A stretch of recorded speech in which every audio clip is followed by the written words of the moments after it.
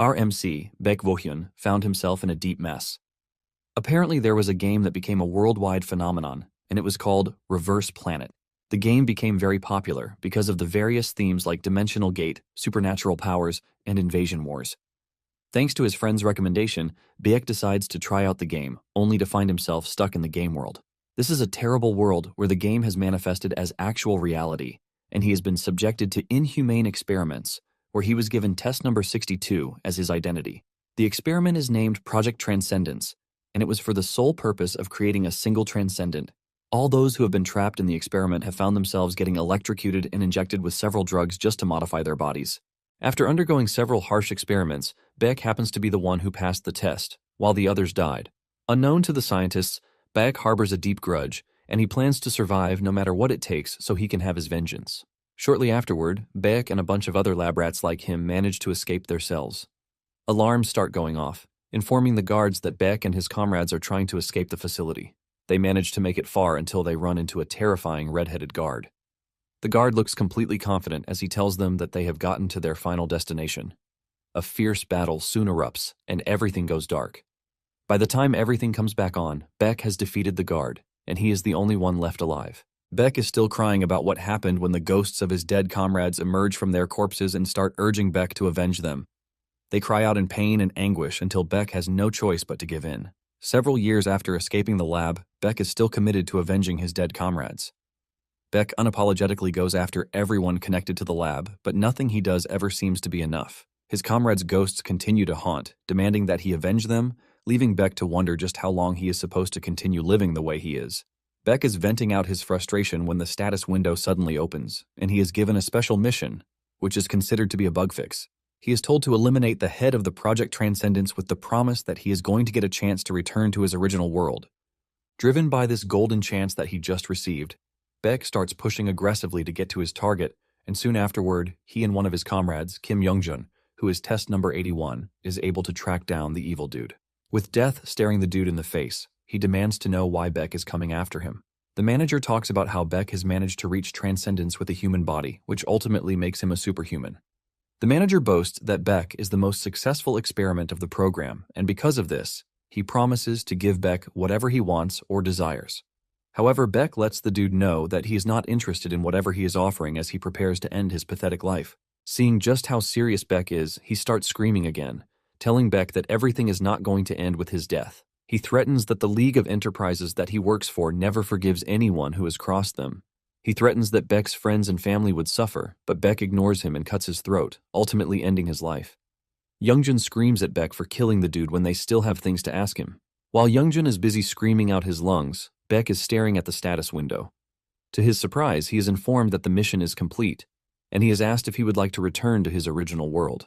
Baek's eyes light up in hope when he realizes that he can finally return to his world the moment he presses the yes button. Just as he is about to press the button, his dead comrades appear to him again, demanding to know what he wants to do with them. They start begging him to avenge them by killing everyone involved. However, Baek is tired of everything already, and he knows that he might not get another chance to return to his original world if he misses this one. Baek then tells Youngjun that he is about to return to where he originally came from. But Youngjun assumes that Baek is talking trash, since this is not the first time he has said something like that.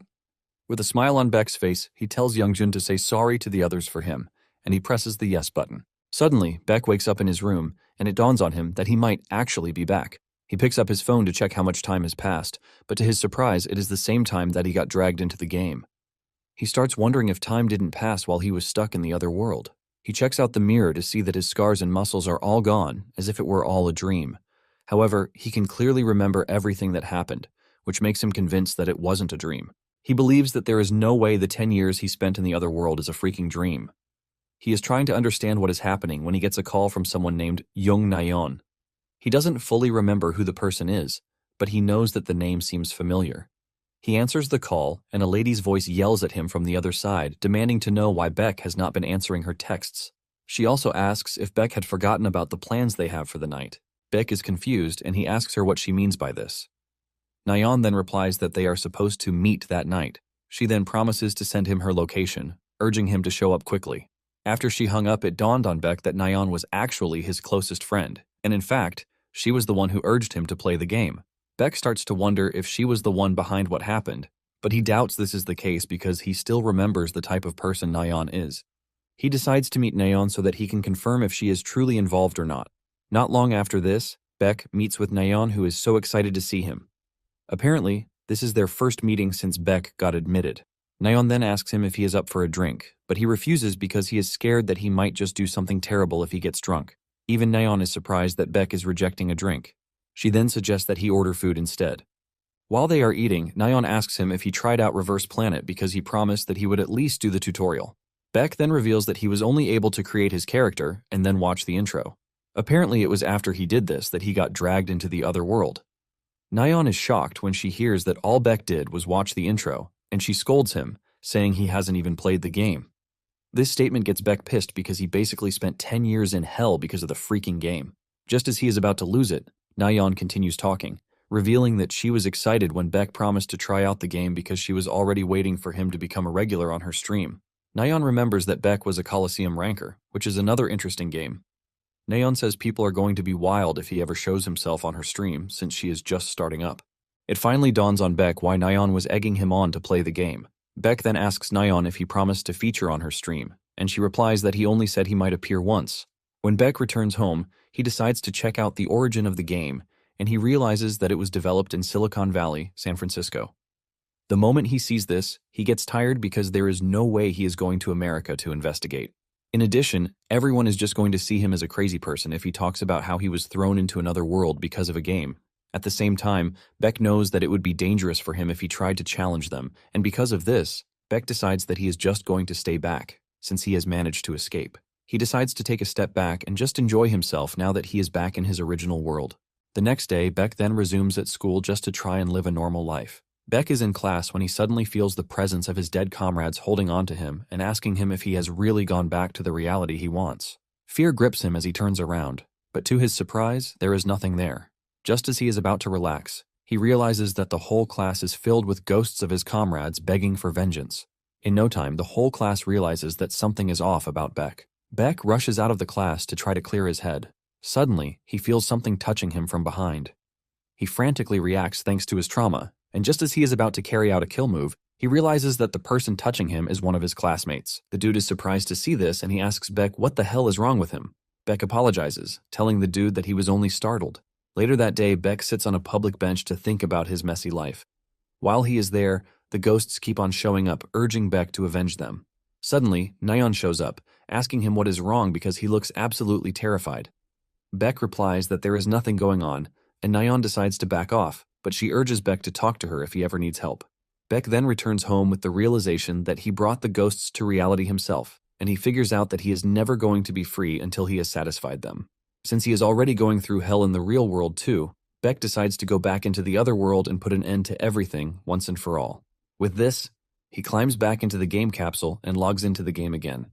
By the time he opens his eyes, he finds himself in the research lab lobby, leaving him wondering why he didn't end up in the other world.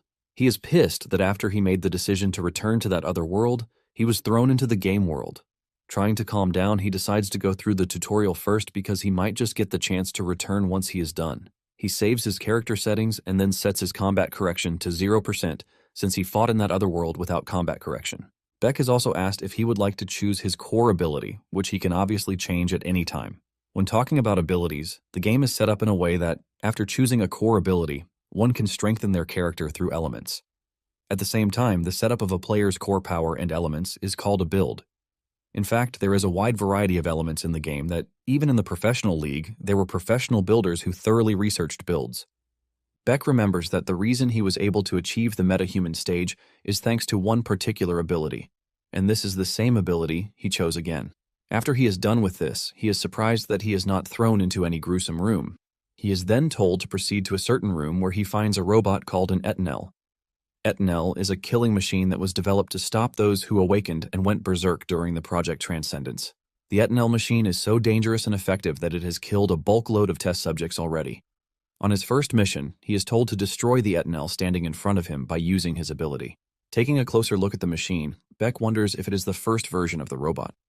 Nonetheless, Beck doesn't want to bother himself with this because he has seen that researchers commit inhumane acts no matter where they are. With this in mind, Beck angrily goes after the Etenel, and even though it has an annoying ability, Beck is able to easily overwhelm the robot because, in the end, it is still the first version. After breaking the Etenel apart, he is informed that the test has come to an end. Meanwhile, the researchers are carrying out their usual inhumane tests. Suddenly, the alarm goes off, warning the facility of a potential intruder from the government. A voice soon echoes through the sound system, urging all the oppressed victims who are locked in the lab to force their way out. When Beck hears this, he realizes that the voice sounds familiar, and just then, he is given another quest, which is to escape the facility. Chaos immediately erupts in the facility with everything coming down, and Beck makes a run for it. While running through the corridors, he spots a wounded agent who is working for the Dimensional Management Bureau, and he immediately figures out that he is not an enemy. The wounded agent also figures out that Beck is a victim who is trying to escape. The agent then tells Beck that he can help him. With a click of a button on his phone, he opens the armory for Beck. He also hands him his walkie-talkie, telling him to communicate with this once he is outside so that the Bureau can take him. Just as he finishes saying this, he dies. Beck is ultimately pissed, but he manages to calm himself down with the idea that he is just trying to clear a level inside the game. Burning with anger, he grabs a chain sickle, ready to tear apart the Etenels. Meanwhile, there is also a professional gaming streamer who just arrived at the facility, Kang Soyol. Apparently, this is her first time in the game, and she is not impressed. However, her viewers are trashing her, telling her that she is just bad at the game. Apparently, she only agreed to play the game because a lot of her viewers requested it. Even though things don't look good for her, she still promises her viewers that she is going to dominate Reverse Planet. After going through the character settings, she concludes that she has to pick an overpowered ability, which will help her dominate the game.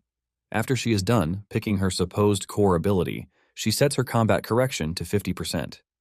Basically, this is an assistance system that helps the player with stance, movement, and ability usage in combat. The higher the percentage, the more assistance the player will receive. However, her viewers start demanding that she finish the tutorial level with the combat correction set to 0. Soyul thinks over it for a minute, wondering if it is possible for her to clear the tutorial without any combat corrections. According to the research she did, she remembers that no one has ever set their combat correction to 0. Even though she is already familiar with indie games, Soyul doesn't think she still has a chance at clearing the level with her combat correction set to 0. She is about to make up her mind when a viewer gives her a quest to clear the tutorial level with 0 combat correction. The viewer makes it good by promising her 500,000 won if she can. The money immediately changes her stance, and she starts talking about how real streamers try at least once. Her viewers cannot believe just how fast she changed her mind after seeing the amount of money that was offered. They start calling her a money grubber, but Soyul doesn't mind because she just got the bag. Moments later, Soyul realizes that the game is not as easy as she thought. She gets killed by an Etenel that ambushed her in just 2 minutes into the game. Some of her viewers sympathize with her, telling her that she tried by lasting 2 minutes because even pros find it difficult. Basically, most of the viewers believe that the quest wasn't created for people to defeat the Etenel, which is why they believe that there is no way someone would clear the tutorial level with no combat correction. Soyul then figures out that it is time to escape the facility, since she is done with the Etenel mission. Just then, the system informs her that an automatic party matching has started. Basically, parties consist of 4 people, and the moment Soyul sees this, she is excited that she can get the chance to clear the level with her party members. However, her viewers are not impressed with the fact that Soyul is trying to get help to clear the level. Surprisingly, her first matching attempt fails, but she is desperate, and she expands her search area because Reverse Planet is a popular game that should have a lot of players logged in. One of her viewers then tells her that the matching will not work because the system will only match her with people with the same combat correction percentage as her. And since there is no idiot who would try to clear the level with no combat correction, there is no guarantee that she is going to be matched up. It finally dawns on Soyul that she is screwed, and her viewers don't hold back as they make fun of her. Just as she is about to cancel the mission out of frustration, she gets the notification that her party matching was successful. Soyul jumps for joy as the system informs her that she will be joining the matched player's mission, which is to escape the facility. While trying to find her way to where Beck is, she is left in shock to see Etenels lying destroyed everywhere. Even the viewers don't want to believe what they are staring at. Some assume that whoever the player is a pro, but others argue this, saying even pros can't clear the tutorial without combat correction. In addition, he was able to destroy the Etenels without using a gun. Deep down, Soyul is already excited that she is about to get carried. Exhilarated, she tells her viewers that it is time she goes looking for their mystery player. Moments later, Soyul finds Beck where he is decimating Etenels like tissue. She almost gets cut in half because Beck believes she is an enemy, but he stops at the last second. Beck pulls back his knife, apologizing for almost killing her because he already assumed that she was an enemy. Since Beck is putting on test subject clothes, Soil figures out that Beck is the person she is looking for. Beck turns around to leave, but she stops him, telling him that they are at the same party. She then introduces herself to Beck while mentioning the fact that she is currently streaming. She asks him if he is fine with her streaming everything, but she assures him that his face will not appear because the identifiable information protection mode is on. Soyul is still yapping about all of these when Beck suddenly stops. Before Soyul realizes what is happening, Beck realizes that they are surrounded by soldiers who are there to terminate them. Bullets start flying around, and Soyul covers her head while wondering why the tutorial level is so hard. By the time she raises her head, Beck is already cutting up the guards like meat. The viewers are left in shock because they have never seen someone handle the chained sickle the way Beck is handling it. Soyul hides behind cover, and with no doubt, she could see that everything happening doesn't make a single sense, even though she is just a new player in the game. Soyul then asks her viewers if any of them know the type of ability that Beck is using. While the others are busy saying the wrong thing, one viewer is able to figure out what type of ability Beck is using. He reveals that there is only one core ability that changes a player's eye color and raises one's physical abilities, and this core ability is called the Absolute Being. Soyul is shocked when she hears this because her viewers had initially told her that the ability is trash. Her viewers confirm this, telling Soyul that they are also confused about what is happening. When talking about Absolute Being, it is one of the key pillars of Reverse Planet's countless features. This ability greatly increases physical stats and skill resistance, but it prevents the player from using abilities themselves. Because of the penalties attached to it, the players believe that it is a useless skill. Soyul is left in confusion because she finds it odd that she is not able to use abilities in a game where abilities are key. At the same time, her viewers keep discussing just how trash the skill is. One of them then mentions that the physical buff from the skill might be useful in a fight without stat corrections, and Soyul passively agrees with this. She believes that Beck gave up all of his abilities so he can go all in on physical stats.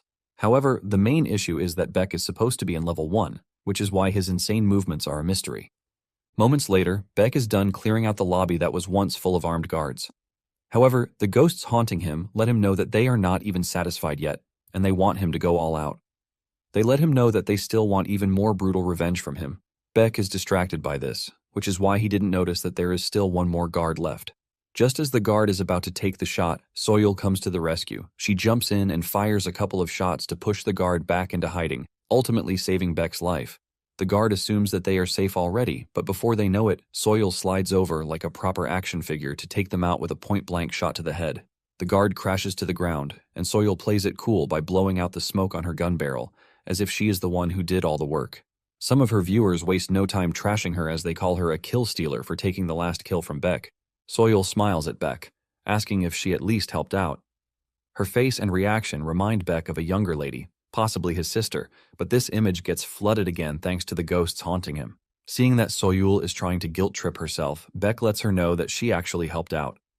Soyul's viewers are impressed when they see this because they believe that Beck is a nice dude who didn't care that Soyul stole his kill.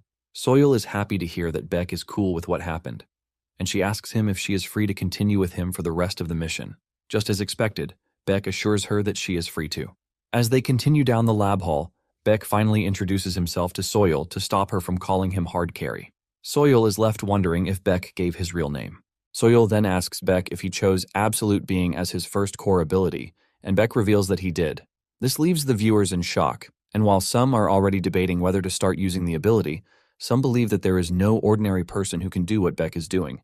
Soyul then asks Beck if he plays any other games, because his reaction time to dodging bullets is incredible. Beck is about to answer when he suddenly keeps quiet, and Soyul asks him what the problem is. Beck then replies that there are 2 Etinels about 20 meters ahead. Soyul is shocked to hear this because Beck doesn't have detection abilities, but he can still identify how far enemies are and how many of them are there. Beck then tells Soyul that they should keep moving, assuring her that she has nothing to worry about. Surprisingly, they run into the Etinels, and Soyul cannot believe that Beck was actually right.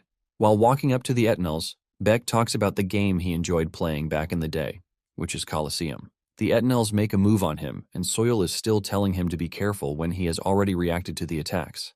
Beck then lands a massive counterattack to immediately smash one of the Etinels into the wall. He goes after the second, while revealing that he was a ranker when he was playing Colosseum. Beck smashes the second Etinel to scraps, and the revelation that he was a ranker in Colosseum finally tells the viewers why he is cracked. Even Soil didn't know that Coliseum is a big deal, and the OGs in the chat start to reveal that pro gamers in Coliseum are cracked. In fact, there is a particular ranker, battler in Coliseum, who is also cracked in Reverse Planet. When Soil hears this, she opens her mouth in shock because Battler is the biggest player in the Reverse Planet pro scene. The viewers start wondering if Beck faced Battler when he was a ranker. They also waste no time imagining what would happen if Beck faced Battler on the current stage. Moments later, they arrive at the tutorial's final mission, which is to defeat the redhead guard, who is the tutorial boss. Beck is surprised when he realizes that everything up until that moment is a tutorial. While staring at the tutorial boss, all he can see are the ghosts of his comrades, demanding justice. The tutorial boss then makes his move, but Soil fires a couple of shots at him, aiming to stop him.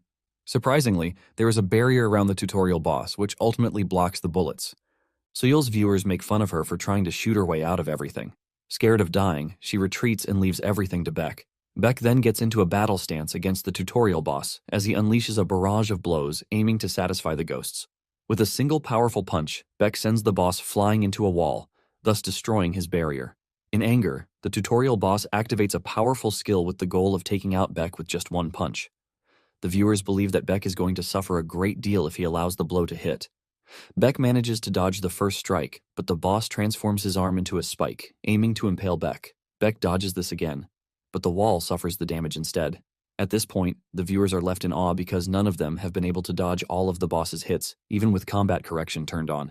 Just then, Beck manages to land a left hook on the tutorial boss to send him to his knees. Once the boss is incapacitated, the ghosts appear again, urging Beck to tear the boss to shreds and kill him. With fear written all over his face, the tutorial boss starts asking how it is possible for a test subject to be that powerful. Beck then replies that it is all thanks to him.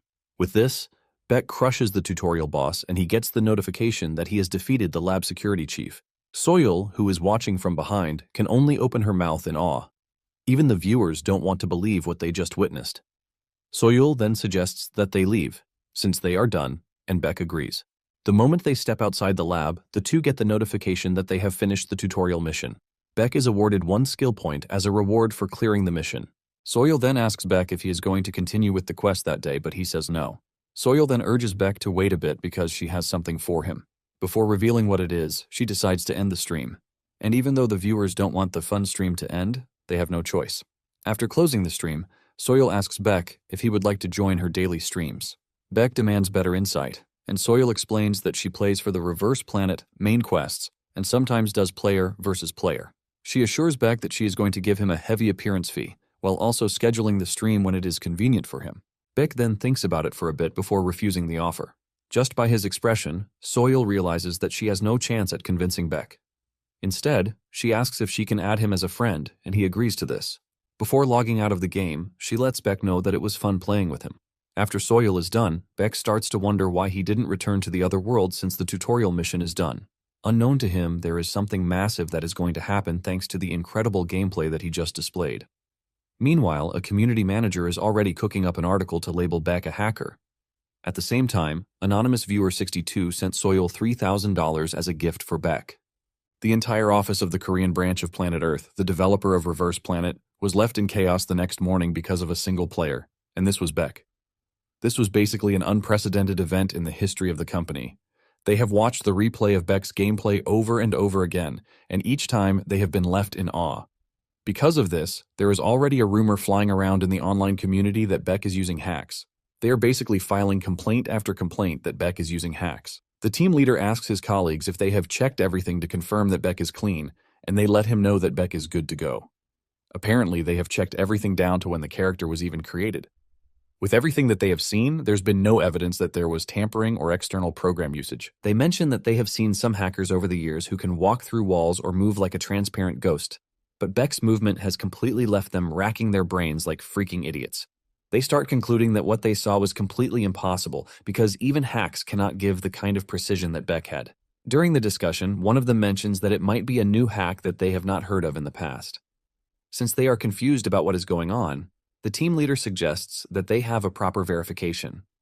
Later on, Beck meets with Nyan, and this is when he learns that the online community has been left in chaos because of him. In fact, people have started a no-modification challenge, but none have been successful in doing what Beck did. Nyan reveals that she was also shocked when she saw the video. Beck then asks her how she was able to recognize him because he was wearing a mask to protect his identity. Nayeon reminds him that he mentioned his name, and she also recognized his fighting pattern. Nayeon admits that Beck's movement was insane, and for those who don't know him, they are definitely going to believe that he is hacking. Beck replies that he finally understands why he was contacted. Nayeon immediately becomes curious, asking Beck who contacted him. She freaks out when she hears that Planet Earth was the one who contacted him because they wanted to carry out a proper investigation to figure out if he is hacking or not. Beck reveals that he actually got the message via Soil. Nayeon lets Beck know that the company intervening in the situation themselves means it is going to gather a lot of attention. She then asks Beck if he has any plans to submit himself for investigation. Beck then replies that he is going to do it. This is because he knows that this might be his only chance to get on the inside and find out what exactly is going on. Nayeon commends his decision, telling him that it is better he clears the air rather than having the title hacker slapped on him everywhere he goes. Beck replies that he doesn't really care about that, but he is still going to do it anyway. In addition, he doesn't think people are going to recognize him, since he didn't show his face throughout the stream.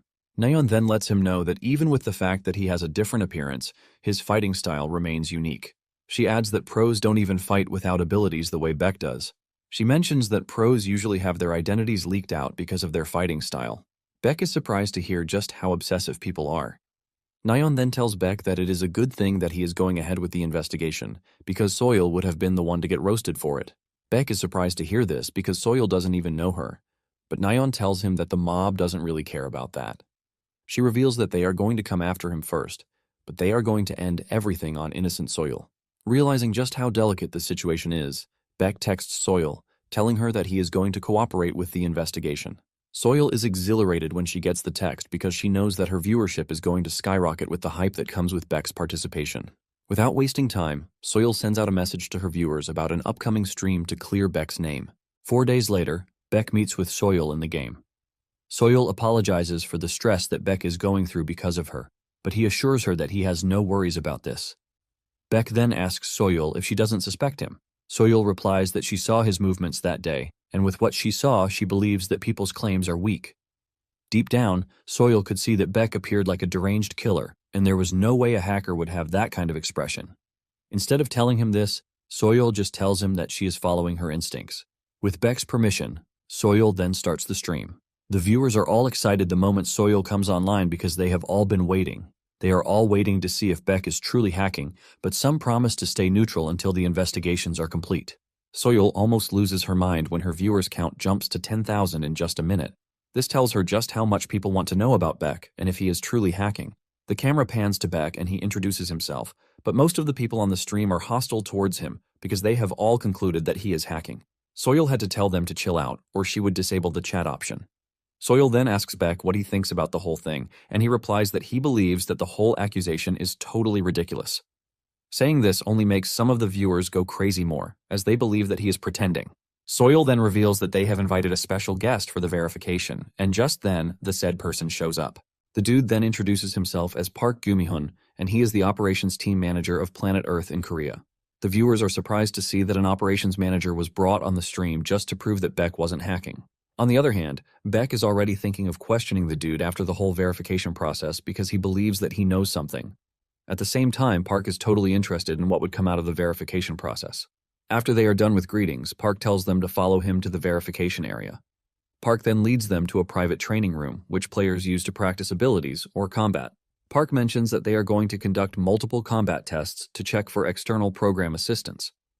Before they start, Park asks Beck if he consents to the test, and Beck says yes. With Beck's approval, Park unveils a new type of bot, which is a mid-tier bot. This comes as a shock to the viewers because the mid-tier bot is way stronger than the Etinels at the tutorial level, and they believe that there is no way Beck is defeating something like that. Park tells Beck that they are going to start with the mid-tier training bot. Deep down, Beck's ghosts are already active, and Beck has turned into a rogue dog. Before Park could finish giving the go-ahead, Beck had gone after the bot. He crushes the bot so hard that the viewers are left questioning how he was able to do this to a mid-tier bot. By the time Beck is done with the bot, the viewers are left pitying the robot. Park stares at the analysis tablet in his hands, and he can clearly see that there is no sign of a hack anywhere in what just happened. Beck finally lets go of the bot to tell Park that he is done. Park can clearly see the bot dismantled, so he knows he is done, and he tells Beck that they were not able to detect any external programs in the battle. He then claims that the verification duration was too short, and he asks Beck if he would be willing to fight in the method that they specify. Beck says yes, and he knows that they are trying to figure out if he is not using an autopilot cheat. Talking about an autopilot cheat, it is a fundamentally proxy control system operated by a program. Due to this, it cannot perform combat exactly as the user wants. This means if one decides in advance how they are going to win the fight and fight according to the plan, one can prove that they are not cheating. Park then tells Beck that he is going to have to slash the heads of 3 intermediate training bots with his chain sickle, and Beck agrees to this. Park is surprised that Beck agreed to this even though it is completely disadvantageous to him. Without wasting time, the bots are unleashed, and their first coordinated attack forces Beck to jump backwards to dodge. However, his counterattack takes off the heads of the bots all at once. While Park is staring in confusion and disbelief, Soil is rejoicing because everything is working out in her favor. Even the viewers are left in shock, and some think the chain sickle is broken, but others disagree because they know that the wielder is the only one who can bring out the true potential of a weapon.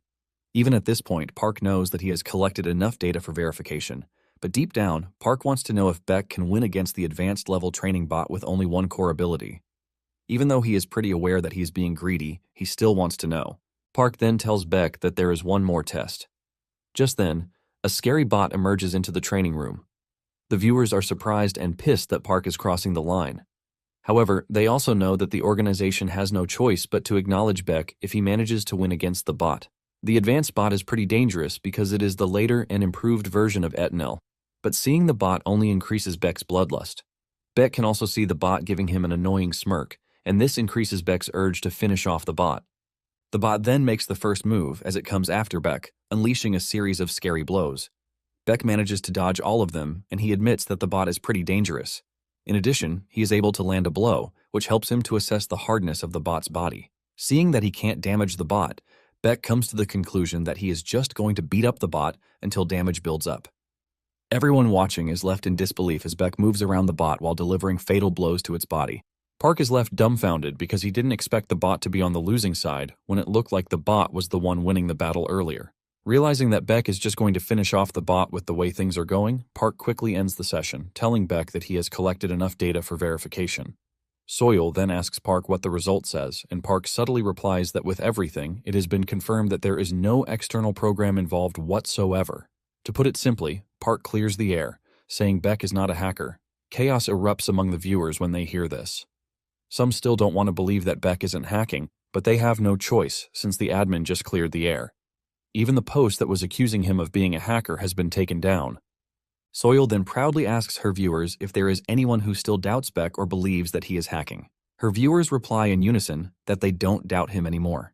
It turns out that Beck was already generating a famous name, Haxical, because of the whole controversy. Just like a proud mother, Soil tells her followers to never forget that Beck is not a hacker, but a player who possesses mechanical prowess that can be compared to a hack. Soil then tells Beck to tell the people how he feels, and he simply replies with good work, everyone. Since the verification is over, Soil decides to end the stream, and before she did, she was able to garner over 100,000 viewers. Soil thanks Beck for agreeing to show up in her stream, and Park also thanks Beck for willingly accepting the company's verification request. Beck lets him know that it wasn't a big deal. Just as Park is about to leave, Beck stops him, telling him that he has one thing to ask him. Beck then asks him if the game has ever suffered a bug like someone getting stuck in the game for a very long time. Park then tells Beck that he hasn't heard about something like that before, because if it happened, the whole game wouldn't have been popular the way it is. Beck agrees with him, and once they are done, Park logs out of the game. After he is gone, Soil asks Beck if it would be okay to contact him later because she is planning to share the stream revenue with him. Beck then replies that Soil can call him when she wants. Deep down, Soil knows that she can't just let Beck go easily because he is a living, breathing clip farm. Soil knows that she can't tell Beck to come on her stream again because he only accepted this time around because he needed the chance to clear the air. Trying not to ruin their relationship, Soil decides to take a step back, and she tells Beck that she is going to call him next time. After Soil is gone too, Beck expresses his disappointment that he wasn't able to get all the information that he needed. Just then, he gets a text from Nayeon telling him that she is going to meet him in the battle prep room. Moments later, they meet up at the prep room, and Nayeon asks him how the stream was because the community is going crazy. Beck replies that the lifestyle doesn't suit him because he would have to keep an eye on what the viewers are saying while he is playing the game. Nayeon immediately uses this as her opportunity to sneak in her plan. She asks Beck if he would prefer to play the game and not care about the viewers. She promises to set everything up, and she urges Beck to make his decision after he tries it. Deep down, Beck is not even interested in anything streaming, but he doesn't tell Nayeon yet. Nayeon then suggests that they engage in some player versus player action. This is a game mode where players compete against each other, and it is one of the two biggest game modes in Reverse Planet, along with the player versus environment mode. Beck is surprised to hear this, and he asks Nayeon if this is why she called him to the prep room. Nayeon affirms this, saying there is no way Beck leaves without playing Reverse Planet with her. Beck replies that he generally doesn't like the game, but Nayeon urges him not to judge just after playing the tutorial. She assures him that PvP is the core content of Reverse Planet. Beck remembers that the story mode, PvE, is similar to the other world, but everything in the PvP seems new. Realizing that there might be something different other than story mode, Beck agrees. Nayeon is happy to hear this, and she offers to explain the game mode to him. The first type is Showdown, where a player has a showdown against matched opponents.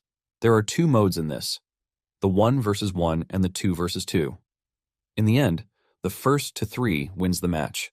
There is also Warfare, and this one allows the player to choose a game mode and fight in a team of 5. Nayeon then mentions that the mode that they are going to play is the Battle Royale. This is a mode that pits 100 people across multiple zones. Since it is Beck's first time, Nayeon suggests that they go with a team. She then tells Beck that he is going to need a build to play PvP, and she can recommend one for him.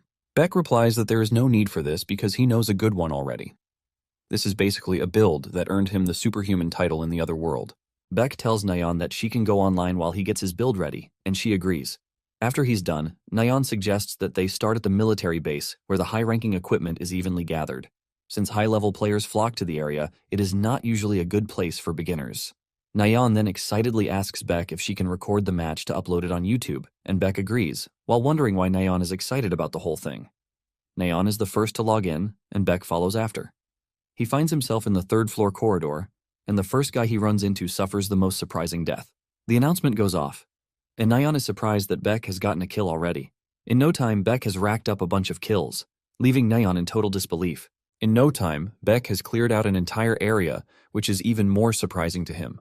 Believing that he is done farming, he decides that it is time to get out. Suddenly, he gets a call from Nayeon asking for help because she is surrounded. Beck quickly checks the map to see where she is. He realizes that it is far, but he still lets her know that he is on his way. He asks her where in the building she is located, and she replies that she is on the 3rd floor's rooftop. However, she urges Beck to be careful because she believes that every floor below her has someone in them. Moments later, Beck shows up at the building, and he dashes past the players, giving them little to no chance. One of the players looks at his comrade get eliminated right in front of him, leaving him shaking in fear. He starts wondering if Beck is using a dexterity build among the physical type builds. The player then puts everything he has into his next attack, as he unleashes a massive blast to try and get Beck. However, Beck leaps into the air to dodge, and the next time the player sees him, Beck is already onto him. He screams out when he realizes that he is screwed, and Beck cuts his neck with his dagger. After this, Beck continues unleashing his terror upon the rest of the players he meets on the way. The moment he arrives at the gate of the building, he informs Nayeon. Nayeon is surprised to hear this, and she asks if she should come down, but Beck urges her to stay where she is. Before opening the door, Beck already figures out that there are 5 players lying in wait to ambush him. With this in mind, he steps into the room with a calculated counterattack in mind. The first dude comes charging at him from behind the door, but Beck is more than ready. Beck easily stops the dude by grabbing his knife and then delivering a fatal blow to his chest to finish him off. Beck then figures out that he has to be fast if he wants to get to Nayeon. Without hesitation, Beck dashes into the building and he takes down a bunch of players along the way. Nayeon can see all of Beck's activities, and she can't believe that he is single-handedly dealing with the players. Suddenly, Nayeon senses a presence behind her, and she reacts in the quickest way. She throws a counterattack and almost cuts Beck before she realizes that it was him. Nayeon is surprised to see Beck get to her that fast. At the same time, Beck doesn't even think Nayeon needs his help because she looks like someone who can handle herself. Now that they are together, Nayeon tells Beck that she is going to get serious too, because she doesn't want Beck to take all the credit. Soon afterward, the two finish the game and come out on top. Beck records 25 kills and 7 assists, while Nayeon has 7 kills and 15 assists. After this, they still replayed multiple times, and each time the two won with Beck having the most kills.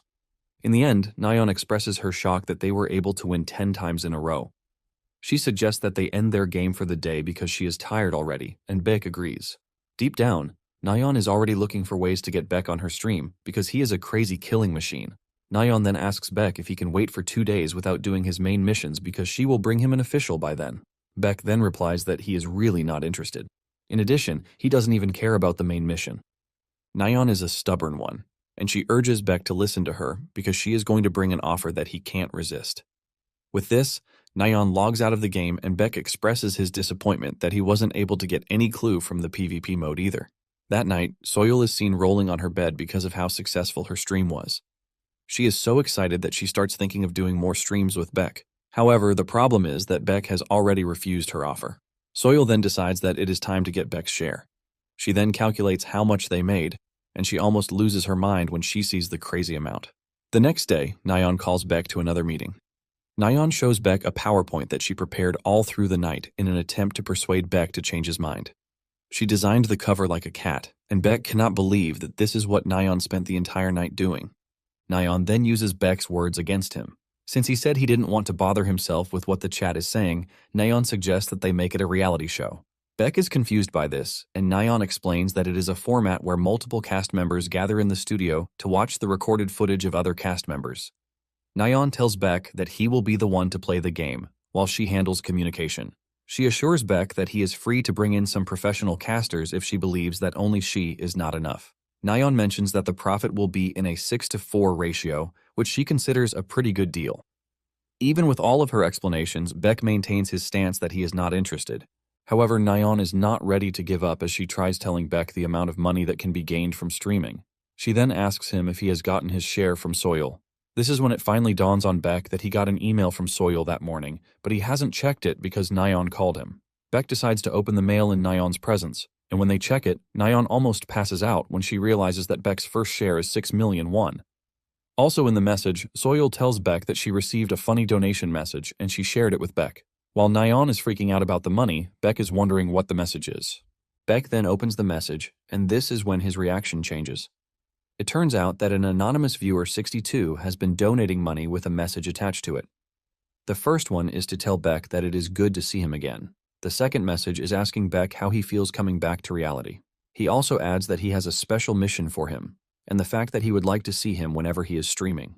This is when it dawns on Beck that the person he is searching for knows that he is back. In addition, the username 62 is pointing to the fact that he knows who he is. Beck couldn't contain his reaction as he jumped off the chair, wondering who the person was. Beck immediately asks Nayeon if there is a way he can find out about the donor's information. Nayeon is surprised that Beck is interested in this, but she lets him know that he probably might not find out who it is because of privacy laws. Nayeon adds that Beck wouldn't even be able to send a message to the person unless he communicates with them during the stream. Without hesitation, Beck tells Nayeon that he wants to start streaming. This makes Nayeon the happiest girl on earth, and she tells Beck that he can't take back his word on this. Without wasting time, Nayeon posts the information on her platform, informing the gamers that Beck would start streaming in the coming days. On Friday night, those who are gamers and supposed nerds are already glued to their screens in anticipation of one single event, which is Beck's stream, who is popularly known as Haxical. 5 minutes before the start of the game, Nayeon is very nervous, but her co-presenter and commentator, Cha Sung-chul, tries to calm her down, reminding her that they have practiced several times and everything should be fine. Sung-chul expresses his shock that Nayeon was able to bring Beck onto the stream. Apparently, Sung-chul only agreed to appear on the show when he learned that Beck and Nayeon are friends. Once Nayeon calms down, she starts the stream, and they welcome the viewers on board. Without wasting time, the viewers are already asking for Beck to be brought on board. Nayeon admits that she can understand their frustration about not seeing Beck right away, but she assures them that they are not going to be disappointed because Beck is already in the game and waiting. The moment they set their eyes on Beck, the chat goes wild. Nayeon then tells the viewers that the show is going to proceed in the form of a reality show. Basically, they are going to be commenting while they watch Beck play the game. Since they are all curious to know how Beck plays Reverse Planet, she tells them that it is time to find out. Once everything is ready, Nayeon contacts Beck to tell him that it is time. The first mission that Beck gets is from the Management Bureau, and he is ordered to rescue survivors so that they can safely escape the forest. However, the main mission is for him to join the Otherworld Management Bureau. He is to pass through the guards to reach the Bureau. Beck realizes that it is the same as the last time. He remembers that back in the other world he was focused on running away, but this time around, it is entirely different. Just then, Beck lets out a loud scream to attract all of the guards in the area. The moment the guards lock onto his position, they rally around to jump him. Unknown to them, Beck is planning to kill all of them, and his ghosts are already egging him on. Beck immediately whips out the chain sickle and starts decimating the guards. Even their guns turn out to be useless, as Beck unleashes fury on them. Two tries to jump him from the sides, but he catches them with the chain sickle and finishes them off. Without breaking a sweat, Beck turns the guards into fools as he trashes them. Even Nayeon and Sungshul are left in shock because this is not the game that they know. Sungshul confesses that he has never seen a player like Beck before since he started his career as a Reverse Planet commentator. Sungshul says Beck doesn't have a strategy, and he basically just gathered all of the enemies to decimate them. Even the viewers are all impressed by how Beck wasted no time looking for the guards, but made them come to him. One of the viewers then donates 50,000 won, talking about how broken the absolute being skill is because it doesn't appear like it has a cooldown. Nayeon then asks Sungshul what he thinks about the absolute being skill. Sungshul explains that absolute being is not overpowered like they think it is, because most skills have their own unique cooldowns. Due to this fact, it might appear that Beck's build is too overpowered, thanks to how he is using it. However, absolute being only enhances the user's physical abilities, but doesn't affect battle intelligence or weapon proficiency. In addition to this, Sungshul mentions that Beck is not even using any buffs. Sungshul then drops his conclusion, revealing that with everything he has seen, he could categorically say that Beck would be able to fight this way in real life if he possessed the same physical abilities. To put it simply, only Beck can bring out absolute being's true potential. Moments later, Beck runs into agents from the Bureau, and they immediately surround him, believing that he is an enemy. The team leader introduces himself as Kim Chul and urges Beck to drop his weapon.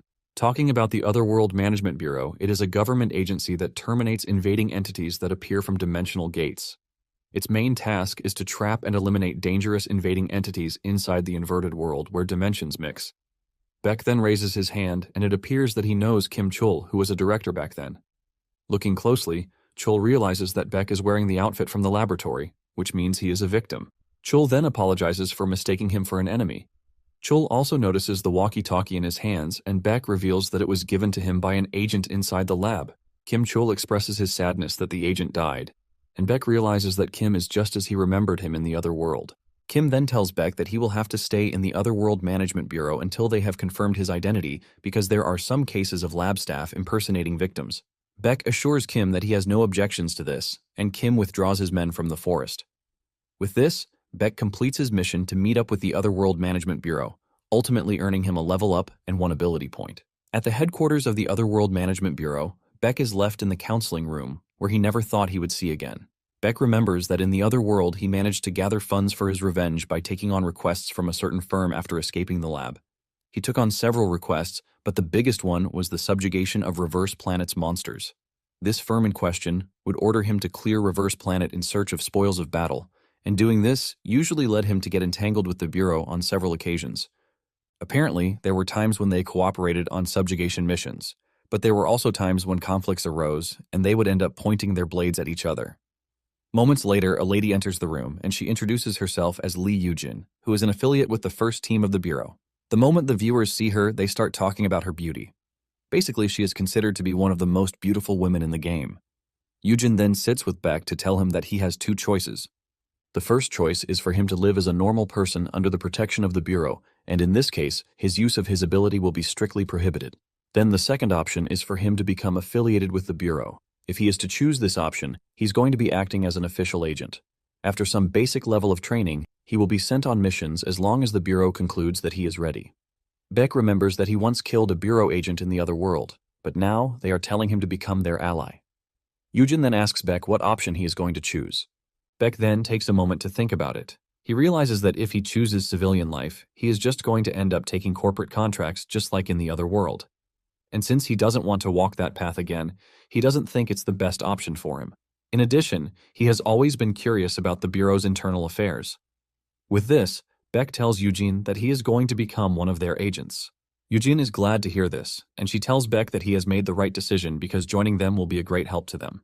Eugene mentions that the corporations have been scouting the Awakened in recent times, which has left them short of manpower. Eugene tries to sell the Bureau on high standards while trash-talking the corporations. She mentions that the Bureau is an organization with a long history, and they possess extensive knowledge in training the Awakened and subjugating the inverted world. She admits that the League of Enterprises offers better rewards, but their missions are always more dangerous. Beck knows this because in the other world, there were a lot of Awakened who lost their lives while carrying out the corporation's requests. In fact, there are situations where they refused to pay Beck, and he had to use force to get them to pay his money. They later discovered that he was an unregistered awakened, and he ended up getting chased down by the bureau for a little while. It was after this that he met Kim Chul.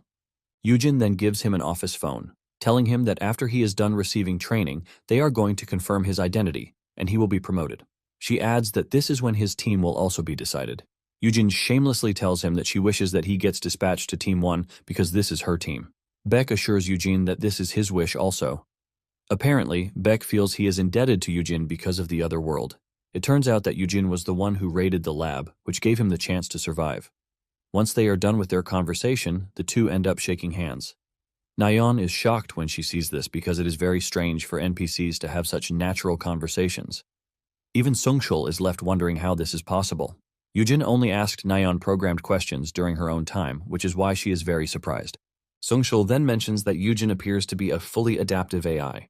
For those who have no idea what a fully adaptive AI is, it is an NPC that can fully respond to any situation request. Unlike existing NPCs, it can also communicate freely and seamlessly.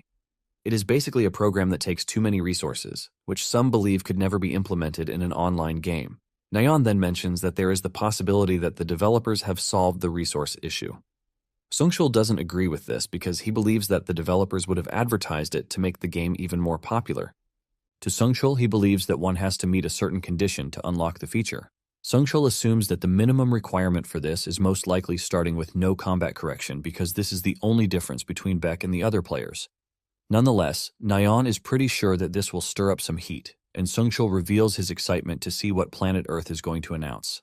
At the same time, Nayeon is already thinking of bringing a huge figure to the show, and this is someone who is interested in the Reverse Planet storyline. After Beck is done with Yujin, Nayeon ends the stream, urging the viewers to join her on the next one, which will feature the player versus player mode. Later on, Beck is seen in the battle prep room, wondering why Anonymous 62 didn't make an appearance. Apparently, he had also informed Nayeon to let him know if Anonymous 62 makes contact. Since Nayeon hasn't ended the stream, he figures out that she still wants him to continue. Moments later, Nayeon comes back on, telling the viewers that the next thing on their list is player versus player, and the day's content is going to be a showdown. Nayeon lets the viewers know that this is Beck's first time playing the mode, which means he is going to be starting in the normal league. Basically, there are a total of 8 ranks in Reverse Planet. There are Bronze, Silver, Gold, Platinum, Diamond, Master, Grandmaster, and Contender. To get the Bronze rank, one has to win 10 times in the normal league. With previous stats, it takes a professional player about 30 minutes and an average player about 2 hours to clear this. Suddenly, someone drops a quest for Beck, telling him to hit Bronze in 30 minutes for a completion reward of 500,000 won. Nayeon quickly contacts Beck to tell him this, and he replies with a hand sign, telling Nayeon that he is on board. The viewers are surprised to see this, and some believe that he is getting cocky. With this, everyone is eager to see if Beck will be able to complete the mission. Moments later, Beck gets a match for the first match, and to everyone's surprise, he is using a weapon that he hasn't used before, which is 2 swords. When his opponent sees this, he believes that he has a chance as long as he doesn't get close to Beck. Just as the match begins, the opponent tries to unleash his attack, but Beck vertically cuts him in half before he can move. In no time, Beck moves to the next round, and the moment this player sees Beck, he can immediately figure out that he is overpowered. Without hesitation, he pulls out of the match, giving Beck his second win. Beck then proceeds to the next match, and just like before, he defeats the dude pretty easily. Before they realize it, Beck has won 10 games in a row in just 20 minutes. Nayeon and Sungshul are left wondering what they just witnessed. They can't believe that Beck became Bronze rank in just 20 minutes. The chat also goes wild, talking about how Beck has managed to break all the pro records, and they immediately crown Beck the GOAT. Sungshul mentions that time is not the only thing that is impressive about Beck's record. Usually people run into problems when they have to face counters, but Beck didn't even care what his opponents brought to the match. During all of his matches, Beck showed a perfect performance throughout, making it a total domination. Just as promised, the dude who promised the money donated the money, since Beck completed the quest. Nayeon thanks the donor and lets her viewers know that she is excited to see just how Beck is going to perform in future matches. Just then, Sungshul mentions that it might be easy for people to stream snipe Beck, since they are streaming his gameplay. At the same time, Sungshul believes that it might not happen because it is hard to stream snipe someone. As if he jinxed it, a dude entered the arena, and the dude turned out to be a stream sniper. The dude starts trash-talking Beck, and he tells the viewers to keep their eyes on their screens because he is about to destroy Beck. Even though the dude is taunting him, Beck maintains his cool, and he only prepares to take on the dude. Nayeon takes the credit for this, revealing that she was the one who told Beck not to worry himself about things like this. In no time, the first round begins, and the stream sniper unleashes a massive amount of energy from his body before going after Beck. Beck had initially thought the dude would amount to something because of how confident he is, but in the end, Beck realizes that he is trash. Without breaking a sweat, Beck cuts him down, thus winning the first round of the match. The stream sniper is pissed when this happens, and since he has just 10 seconds for the next round to start, he decides to pull out his trump card so he can win. The moment he activates his secret skill, the atmosphere around him changes, and even Beck sees this. The stream sniper then comes after Beck, ready to tear him apart. Beck has no choice but to admit that the dude's attacks have gotten sharper and more efficient thanks to the skill that he used. The stream sniper shoots himself in the leg when he calls Beck a hacker and adds that he was only going easy on him in the first round. It turns out that Nayeon had told Beck to brutally destroy anyone who calls him a hacker, and the stream sniper just found himself in the category. The stream sniper pushes Beck backwards, but he can clearly see that something has changed. Nonetheless, he tries to remain confident because he believes that he has the advantage. Frustrated with the lack of action from Beck, the stream sniper goes after him again, telling him not to act cool while calling him a hacker.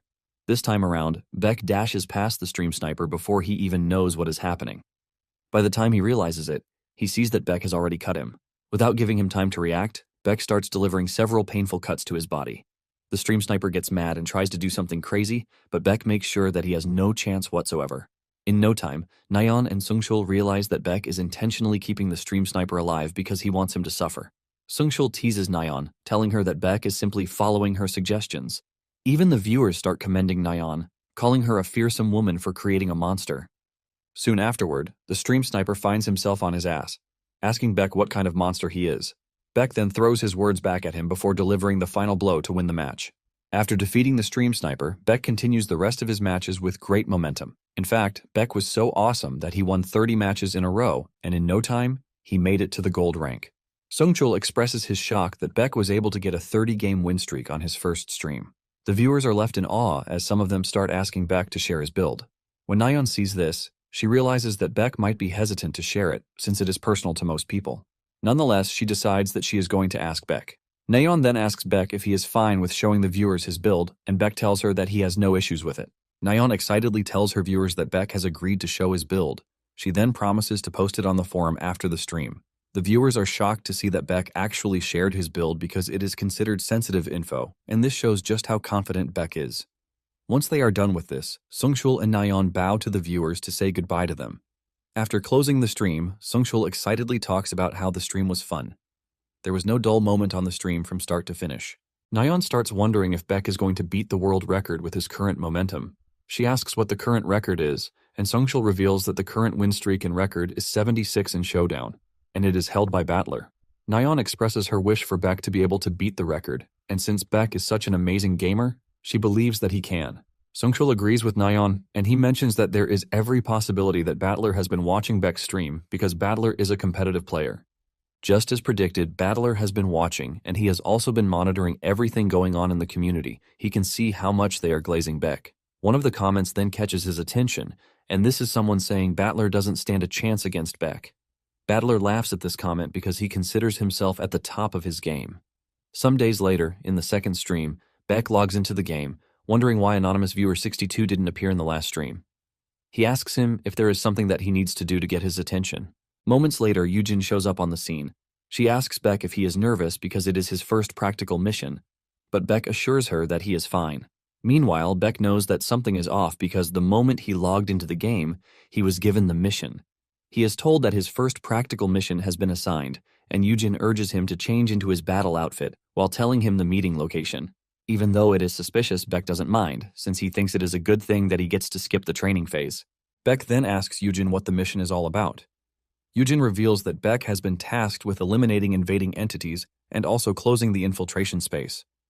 Yujin leads Beck to a building that was previously owned by the League of Enterprises. Yujin mentions that they don't really mess with the League because they can sometimes be helpful. Nonetheless, the corporations waste no time throwing things away once they figure out that it serves no purpose for them. It turns out Beck is going after insect-type invading monsters, and they are basically weak. However, they are annoying to deal with because they always move in large numbers. Once Yujin shows her identity to the guards outside, they are given entrance into the building. Upon entering, Beck expresses his shock that a portal appeared in a factory. Suddenly it dawns on him that he has seen the environment in the other world too. However, the portal in the other world was medium-sized, not small like this one. He starts wondering if there is a mistake, but this thought is cut short by Yujin, who tells him that they should enter the portal.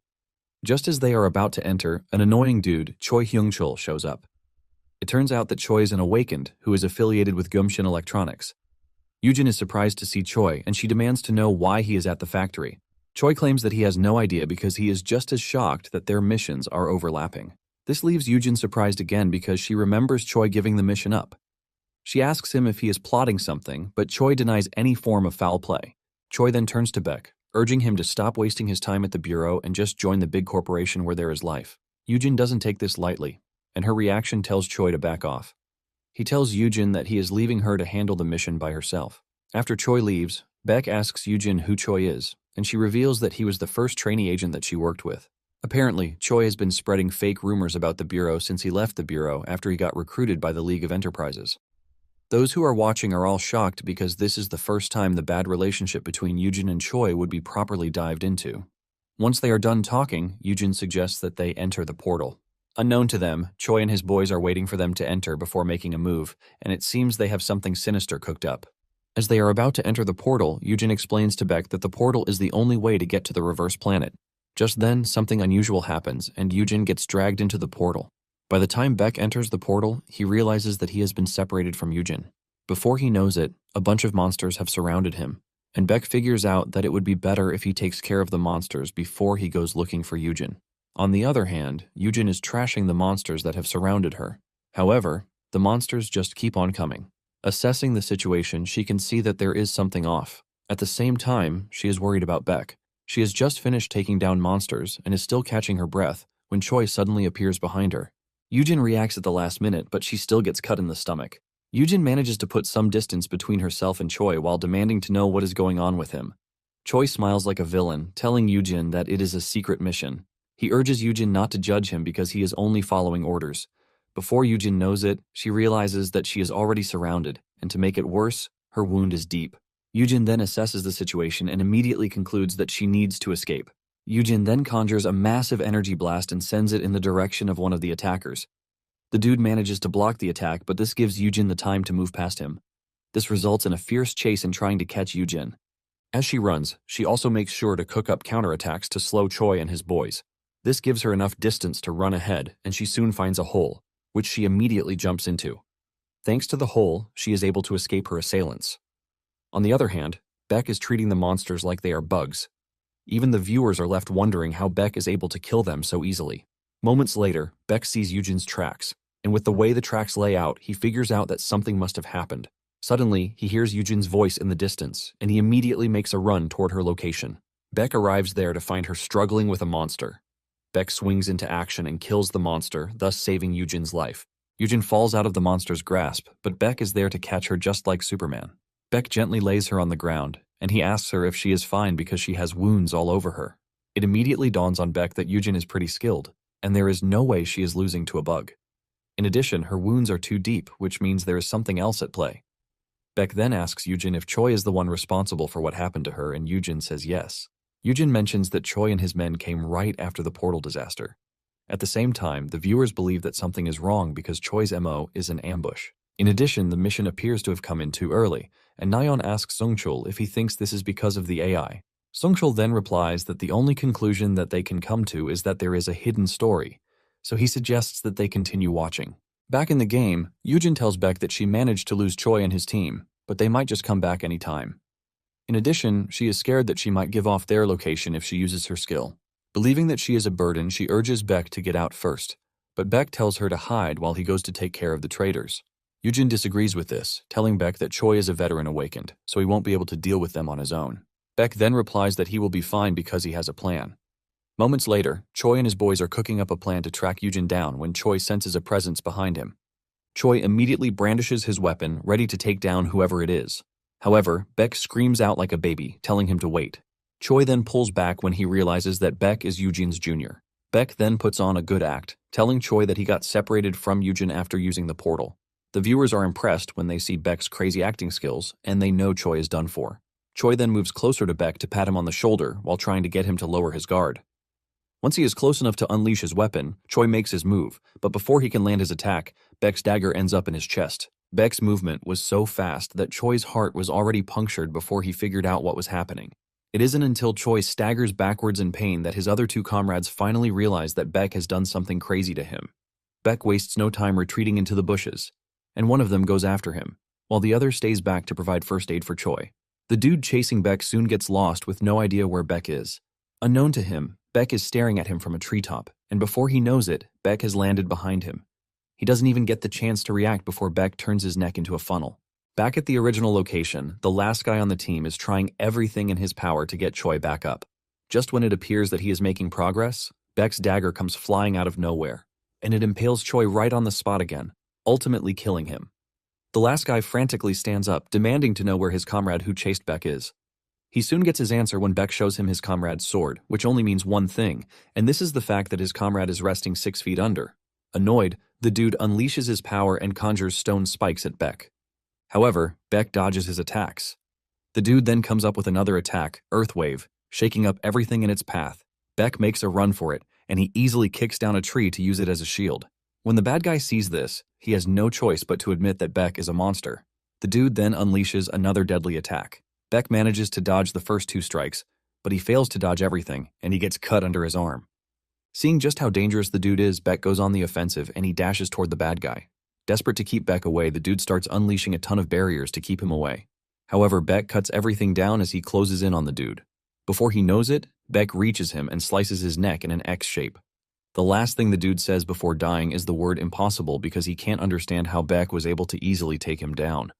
Everyone watching, including Nayeon, is left questioning their life existences because Baek literally just eliminated 3 hunting dogs. At the same time, some viewers complain about the quest's difficulty because Baek shouldn't be facing hunting dogs on his first mission. On the other hand, Baek is disappointed that he got injured while taking on the hunting dogs. With this, he concludes that there is still a lot that he needs to improve on because he is pretty weak compared to the other world. Baek then walks over to Choi's corpse to search it. On Choi's phone, he realizes that he was given a mission to capture or kill Yujin. He continues searching, but in the end, the message is all he can see. Baek then concludes that the Bureau will be the one to finish up the investigation. As a reward, Baek gets the Dagger of Sharp Return. For its first effect, the blade's cutting power increases slightly. And for the second effect, when the blade is thrown, it returns to the hand that threw it at the moment the user wishes. Baek also got the Bracelet of the Winner, and the first effect increases the wearer's ability power. The second power reduces the cooldown of the ability, but this only applies in player versus environment mode.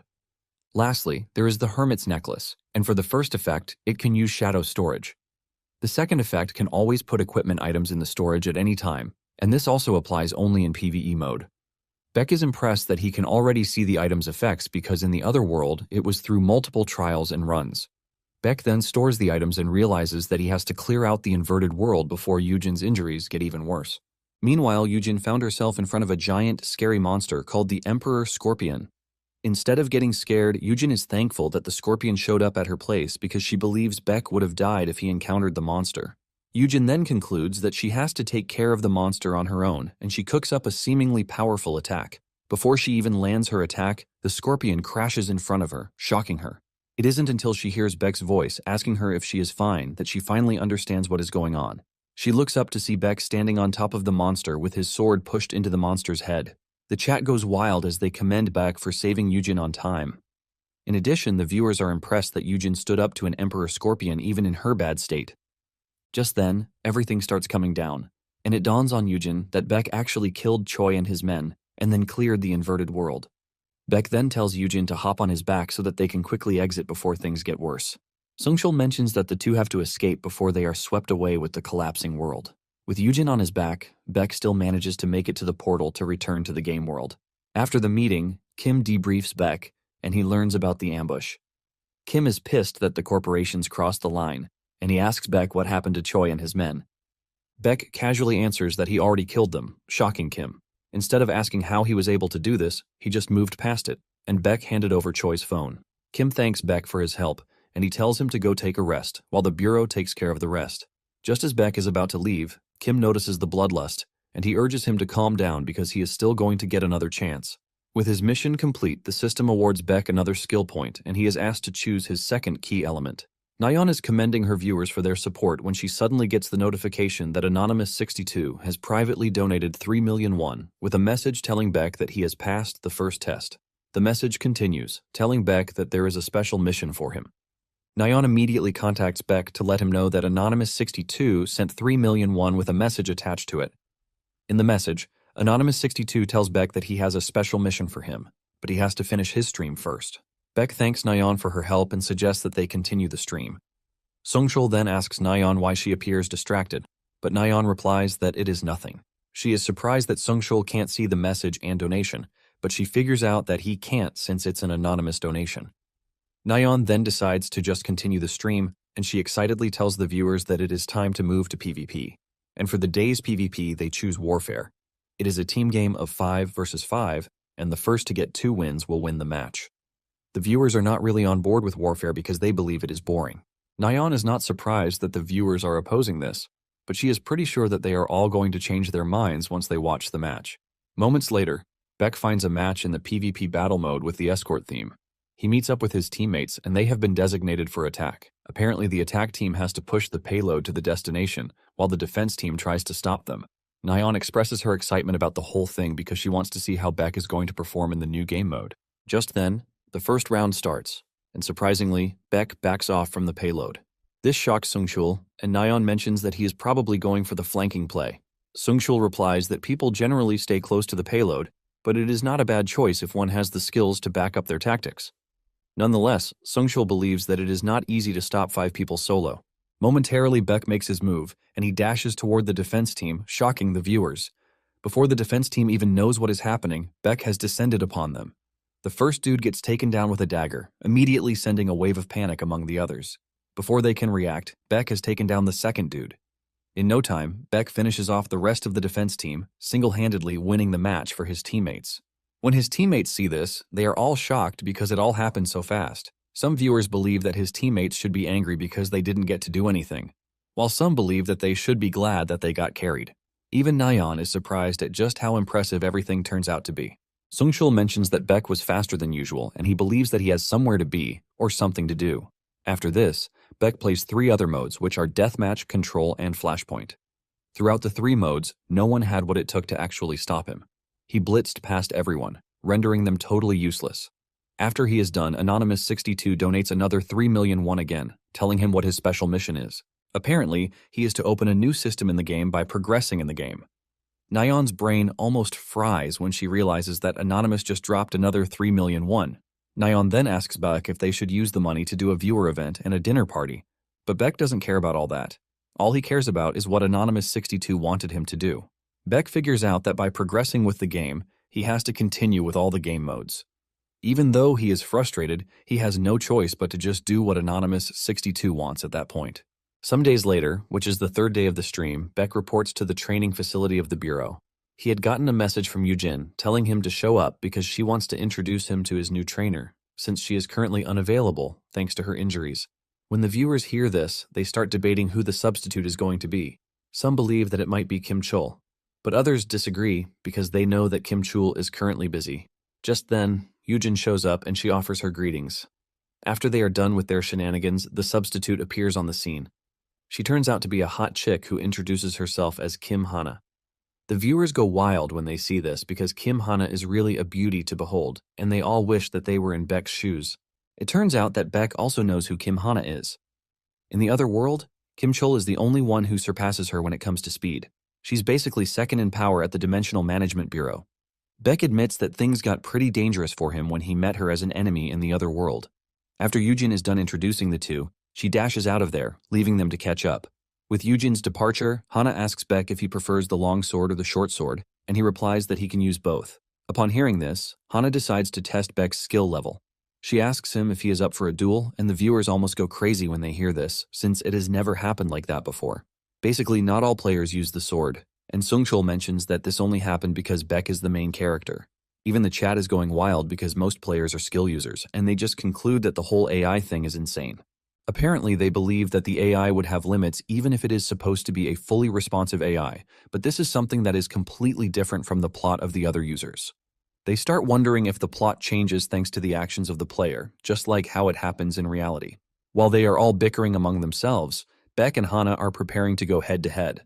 Hana then suggests that they use only their swords without adding their abilities. Beck then replies that this might not be possible because his ability is a body enhancement, and it is active at all times. Since this is the case, Hana decides to use her ability, but she is going to reduce its effectiveness. With this, she starts the match, and she dashes towards Beck with a deadly strike. Beck dodges the first strike, and before he knows it, another swing has moved toward him. Beck is forced to leap backwards to try to dodge the flurry of attacks coming from Hana. Sungshul is not surprised because Hana is pretty skillful, and it turns out that Hana has the best wind build. Basically, she was the one who inspired the god of wind build. At the same time, Sungshul is impressed that Beck is holding his own against Hana. After a few swings, Hana quickly figures out that Beck is not to be joked with, and she decides to take him seriously a bit. She infuses her weapon with a powerful wind attack, ready to tear Beck's head open, but Beck's reflexes help him dodge the strike. The attack shatters everything behind, but he is safe, and Hana commends him, saying she was expecting him to dodge it. The viewers are all hyped after the match, and some believe that Beck would have had more chances if he had 2 key elements unlocked. Hana then compliments Ba, Eki, telling him that he is more impressive than she thought. On the other hand, Beck is not entirely impressed because he knows that he would have lost to Hana if it were a real fight. This tells Beck that he is still lacking in skills compared to when he was in the other world. Hana then asks him who he learned his swordsmanship from, and he replies that he is self-taught.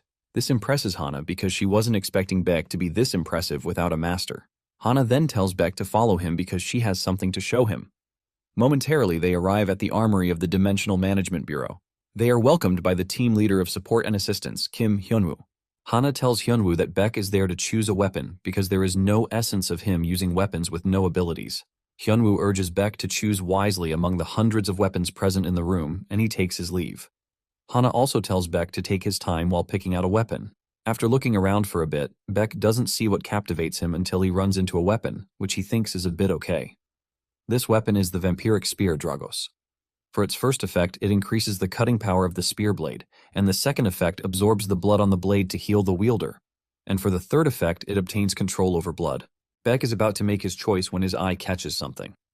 He turns around, and to his surprise, it is a black longsword called Soul Eater. For the sword's first effect, it is basically indestructible, and the second effect increases the cutting power depending on the devoured souls. For the third effect, it heals the wielder based on the damage that the Soul Eater deals. Apparently, it has other effects, but they are still sealed, and it is important to note that these effects only apply in PvE content. Beck is surprised to see the sword since it is supposed to be on the black market. He concludes that the sword originally belonged to the Bureau and someone must have stolen it. Beck is glad because he just ran into his favorite sword in such a simple place. Beck then tells Hana that he is going to choose the Soul Eater, and Hana tells him that she is going to process the transfer of ownership for him. When the viewers see this, they almost go crazy because all the players usually get a 2-option weapon at this stage of the game. Impressed by what they are watching, a viewer donates 1,001, talking about how Beck might have gotten the sword that will serve as the endgame once he unleashes all the effects. Sungshul then mentions that this isn't the first time that Beck has gotten a weapon he shouldn't have gotten early. He reminds everyone that the Hermit's necklace that Beck obtained in the last stream only appears after mid-game. Sungshul saying this finally jolts their memories, and they conclude that they overlooked it because they were invested in the interesting storyline. Sungshul then comes up with another theory saying the game most likely gives rewards strictly depending on risk. Basically, the harder the challenge, the bigger the reward. Nayeon agrees with him, saying Beck most likely got the necklace because he had to defeat the hunting dogs on his first mission. Sungshul agrees with this, talking about how Beck has been doing flawlessly up until that point. Nayeon then concludes that Beck getting Soul Eater is his reward for everything so far, and Sungshul suggests that they sit back and watch what happens. Later on, Hana finishes with the transfer of ownership, and she hands over the sword to Beck. Since Beck has just gotten a new sword, Hana immediately suggests that they go on a raid. Momentarily, they arrive at a portal, sitting at the top of a mountain.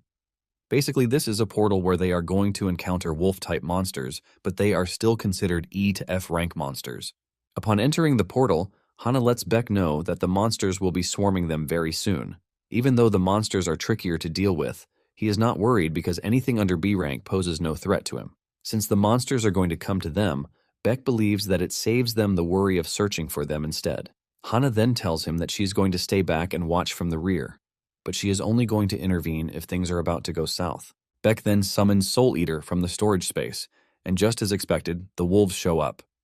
A bunch of them jump at Beck, and he decides to swing the sword with his full power. Beck unleashes a powerful strike, which one-shots the monster. By killing the monsters, he managed to increase the sword's cutting power.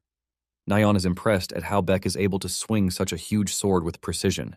Meanwhile, Hana is left stunned because she recognizes the sword move that Beck just used, which is called the Heavenly Moon Slash. Without giving Beck a break, the elite monsters appear on the scene, shocking the viewers because the pacing is insane. The monsters rush at Beck, but he cuts them up pretty easily. Sungshul is surprised at how insane Beck's skill is, because there is no record of him learning the skills anywhere. Even Nayeon is surprised, and she concludes that Beck must have learned everything when he was playing Colosseum. Beck continues cutting up the monsters while swinging around his large sword. He gathers them in the same location and impales them at once, making things easier for him. Hana is blown away by how impressive Beck is while handling the sword and cutting up the monsters. Suddenly, Beck senses something in the woods, and he takes a defensive stance. Just then, a large, scary wolf known as the Silver Wolf, the captain of the wolf monsters, emerges from the woods. It dashes toward Beck, but Beck manages to block it with his sword. However, the force from the wolf pushes Beck backwards. Beck manages to free himself from the wolf's grasp, and he cuts it up a bit before jumping backwards to get into a better position. Even though the wolf is quite stronger than the other wolves, Beck is not worried one bit. Beck swings his sword horizontally, and it cuts the wolf in half, thus devouring the captain's soul. With this, Beck defeats all of the monsters, and Hana commends him, saying it is expected of the most anticipated agent of the Bureau.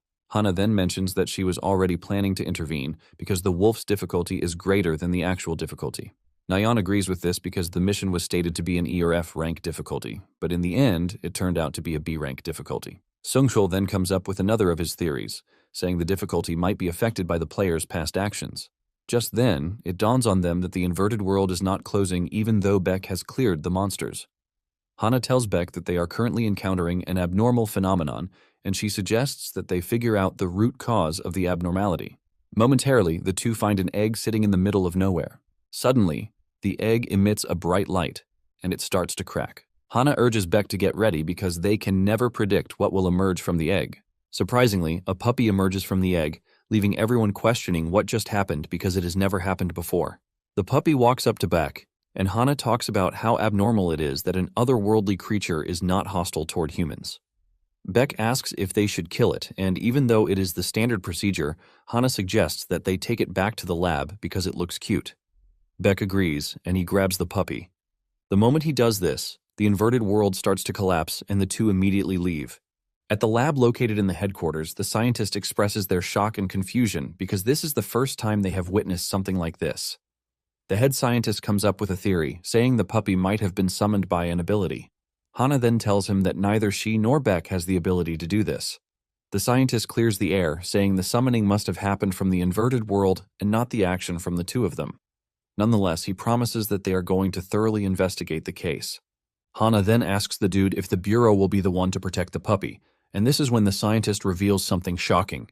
He mentions that the ownership imprint is already complete, and according to regulations, they are not allowed to offer protection to a living creature whose imprint is finished. In a surprising turn of events, it turns out that the puppy has registered Beck as its master already, and the system acknowledges the puppy as Beck's pet. Beck is still wondering what is happening when an emergency maintenance announcement hits them. The players are informed that there is going to be server maintenance for an update, which will happen in 5 minutes, and the players are advised to log out in a safe zone as soon as possible. This comes as a shock to the viewers because Beck just obtained a pet, and the server immediately went under maintenance. To some, they believe that the pet system was just introduced, which is the need for server maintenance. However, others believe that it is a mere coincidence and there is no need to overreact. Since they all have to wait to see what will happen, Nayeon tells the viewers that she has to end the stream. Meanwhile, the stream is being watched in the conference room in the Planet Earth headquarters, which is located in the United States. There seems to be chaos among the developers because they just ran into a system update that they don't even know about. The head developer, Sophia, complains bitterly about everything, and her colleague lets her know that the only person who can do this to them is a dude named Isaac. Apparently, Isaac is the previous head developer who is a known genius but mysteriously went missing. Sophia is convinced that Isaac intentionally went on hiding, but at the same time she wasn't expecting him to shut down the server and update the game out of nowhere. Sophia then asks if they made any progress on Deus, but the team says no. It turns out that Deus is the artificial intelligence that Isaac created to help with the game development. But the AI stopped working the moment Isaac vanished. Sophia then tells the team to make sure that there is no other thing that they know about because they are going to be in a lot of trouble if something like this happens again. Her colleague asks her if she thinks they have a chance at finding the files if Isaac doesn't want them to. Sophia angrily screams at the dude, telling him that they have no choice but to find the files at all costs. In addition, she tells the team to keep an eye on Beck so that they can take action if something happens. Deep down, Sophia is ready to fight back to make sure that Isaac doesn't get what he wants. On the other hand, Anonymous62 just donated 5 million won, which he claims is Beck's reward for completing the special mission. Anonymous62 then tells Beck that he is going to need a trusted comrade for his next special mission. When Beck gets the information, he starts wondering what Anonymous62 is plotting. In addition, he notices that he has only been getting special missions related to the system, both in the other world and the game world. Nyan then asks Beck if he thinks Anonymous62 is an employee of the game company. She's also surprised that the game went under maintenance the moment Beck finds a pet. However, Beck thinks it's a coincidence because he doesn't expect the game company to focus on some random player's stream. Beck then asks Nyan about the big message she said she has for him. Nyan reveals that Beck just got a recruitment offer from the SSR Cup. The SSR Cup is the game's biggest PvP tournament. They usually recruit streamers, famous influencers, or even retired professional players. Beck then asks Nyan why they would want him there as a coach too. Nyan replies that Beck is the center of attention at the moment, and there is also something called the official support coach in the SSR Cup. Nyan thinks the organizers believe that Beck would hold more influence as a coach rather than being a player. Nyan then urges Beck to participate so he can show his ability as a coach. Since Nyan is telling him to be a coach, he asks Nyan if he is suggesting that he take in a disciple. Nyan confirms this, assuring Beck that she is going to prepare everything if he is ready. She even suggests that Beck conduct tryouts so that he can pick his desired disciple. Since Anonymous62 has told him that he is going to need a comrade he can trust, Beck agrees to Nyan's plan. Nyan takes this decision with happiness because she knows that the whole thing will help their stream too. Nyan lets Beck know that she is going to inform the organizers before Beck changes his mind. Not long after this, Sungchul and Nyan go on the stream to tell the viewers that they have an important announcement to make. With excitement, they let the viewers know that Beck is going to participate in the SSR Cup as a coach. The chat goes wild when they hear this, but some believe that Beck should have joined as a player. Sungchul also mentions that he is curious to see how Beck is going to perform as a coach because being a great player doesn't make a great coach. However, Nyan mentions that Beck has to rank up first because his current tier is relatively low. Apparently, Beck is currently a gold rank in all 3 modes. Nyan mentions that she and Beck played the Battle Royale mode together, and they won 10 games in a row. Since this is the case, Nyan tells the viewers that Beck can start playing ranked right away. Suddenly, a viewer puts up a quest, telling Beck to get 40 kills or higher without using any weapons for a 3 million won reward. Just as usual, Nyan almost passes out from excitement, and she quickly reaches out to Beck to let him know. The viewers are also excited to see what is going to happen, as they believe that Beck is finally about to lose a mission for the first time. However, Beck is not a coward, and he accepts the challenge. This leaves the viewers on edge as they try to see if Beck is going to pass the mission or not. Momentarily, Beck logs into the Battle Royale solo mode and he lands in the military base. He quickly figures out that there are about 19 players in the area, and since he is targeting 40 kills, he figures out that he has to be fast about it. Beck takes his stance and dashes forward, clipping the players as he moves. The viewers are left in shock because they can't even keep up with how fast he is moving. Beck's kill count just keeps on increasing as he one-shots the players he comes across. By the time Beck is done clearing out the outskirts of the military base, he has accumulated 18 kills already. Beck then figures out that the next location is the center. Soon afterward, the player count is reduced to just 2, which is Beck and 1 mysterious player. Beck tracks down the last player, who appears to be lost in thought. Beck tries to finish him off with a kick to the head, but the dude moves at the last second, dodging Beck's attack. Beck's attack crushes the ground, showing just how devastating the strike is. The viewers are surprised to see that the last player is actually fast because he managed to dodge Beck's strike. The dude then puts up his fists, ready to engage in hand-to-hand combat against Beck. This tells the viewers that the dude is probably using a body-enhancing build just like Beck. Surprisingly, the dude appears to be no joke too, because he has a total of 15 kills on the board too. On the other hand, Beck has 39 kills, and if he manages to defeat the last dude, he is going to get the 40 kill count. Momentarily, the fight between the two ensues, and Beck throws his fist toward the dude's head, but he dodges. The dude launches a counterattack, but Beck manages to block the strike with his elbow. Beck then jumps kick the dude, pushing him backwards. The viewers are impressed by what they are watching because the two are fighting like proper martial artists should. This leaves them wondering who the other dude is. Some believe that he is a hidden pro because of how he's been moving. Beck also admits that his opponent's movements are pretty good, but at the same time, he is done playing around with him. The dude lunges at him, and Beck tricks him into thinking he wants to punch him, but he finishes him off with a spear-shaped fist. The dude is sent flying into the wall, and just as he is about to die, he admits that he had no chance because he was using a build that he is not used to.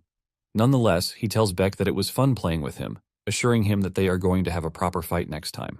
With the dude's death, Beck wins the game with exactly 40 kills, leaving the viewers ecstatic. As promised, the viewer, DUS, who put up the quest, donated the 3 million won.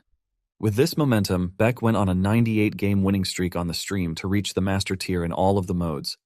Later on, game streamers Young Aryam and Young Down, who are twins, find out about Beck's desire to find a disciple for the SSR Cup. Since the two are interested, they both apply to become Beck's disciple. Meanwhile, Sophia is seen in her office checking out the day's report on Beck, and DUS, who donated 3 million during the stream, catches her attention. Some days later, Beck is seen checking out his pet, the lightning wolf. Before the stream, he wants to know if the pet has anything special, but to his disappointment, the puppy can only bite, howl, and tumble. Nyan also mentions that she wasn't expecting much, since the pet came in with an emergency update. Nyan then tells Beck that she and Sungshul had to decide on some candidates because so many applied. She then suggests that Beck take a look at the list later. Since the stream is about to begin, Beck thinks of sending his pet home, but the pet makes a cute face that forces Beck to start rethinking. 5 minutes later, Nyan starts the stream, and Beck continues the career mode. Beck gets a message from the bureau telling him that a rampage incident happened in a park. The viewers are left stunned when they see this, since the rampage incident is a large-scale event that shouldn't happen till later. All of them express their confusion at how the story is proceeding. Basically, the reverse planet rampage is a phenomenon in which the otherworld unleashes its monsters upon the reverse planet, ultimately causing a rampage. Beck is then given a mission to respond to the large-scale rampage incident and eliminate the invading monsters. Hana shows up on the scene, telling Beck that she has prepared the vehicles and they need to leave immediately. Moments later, they arrive at the park to find bodies of monsters and humans too. Hana mentions that the agents who came earlier must have been the ones who killed the goblins. Hana then suggests that they split up so that they can cover more ground. And this is thanks to the fact that she now trusts Beck to handle himself. After Hana's departure, Beck makes his move. He soon finds some goblins chasing after a poor lady, and Beck takes down the goblins with his chain sickle. One of the goblins lunges at the lady, ready to tear her apart, but Beck cuts the goblin in half, giving it a taste of its own medicine. The viewers are all blown away by just how effective the chain sickle is when Beck is handling it. After saving the lady, Beck tells her where she needs to go to be safe, and the lady thanks him before scampering off to safety. Beck figures out that the only way to put an end to everything is to kill the leader of the monsters as soon as he can. Beck is thinking about this when a monster appears behind him. The monster almost cuts him in half, but he dodges at the last minute, thanks to his incredible reflexes. Beck is glad that the Captain Monster showed up just when he was looking for it. Beck is about to engage the monster when he realizes that there is someone else standing in the bushes, watching him. Beck focuses his attention on this mysterious person, leaving him in a defensive state against the Captain entity fighting him. Even the viewers notice this, as they wonder why Beck is not countering. Realizing that the mysterious entity in the bush is just going to keep watching unless he gets serious, Beck finally gets into serious mode and he cuts the monster in half. The chat goes wild because they have all been waiting for Beck's impressive moves since the fight started. After defeating the captain of the monsters, Beck tells the mysterious dude to step out into the open. Just then, a giant purplish dude with horns and long ears steps out to face Bayek. It turns out that the strange being is known as a dimension invader. Even though they resemble humans, they are still from the other world and are even considered demons by others. The viewers are left sweating when they see this because most of them have only heard about the invaders, but have never seen one. Sungshul wonders why an invader is appearing so early in the game when they only show up late in the game. Sungshul mentions that Beck's career mode is basically something straight out of imagination at this point. Surprisingly, the invader puts up his fists, ultimately requesting a hand-to-hand combat against Beck. Even though the whole thing is weird, Beck drops his weapon, ready to take on the invader the way he wants. Beck dashes toward the invader and throws a punch at him, but the invader dodges it and launches a counterattack. However, Beck is already prepared, and he manages to dodge the counterstrike. The two continue exchanging blows, and Sungshul mentions that the fight looks the same as one Beck had against the mysterious dude in the Battle Royale mode.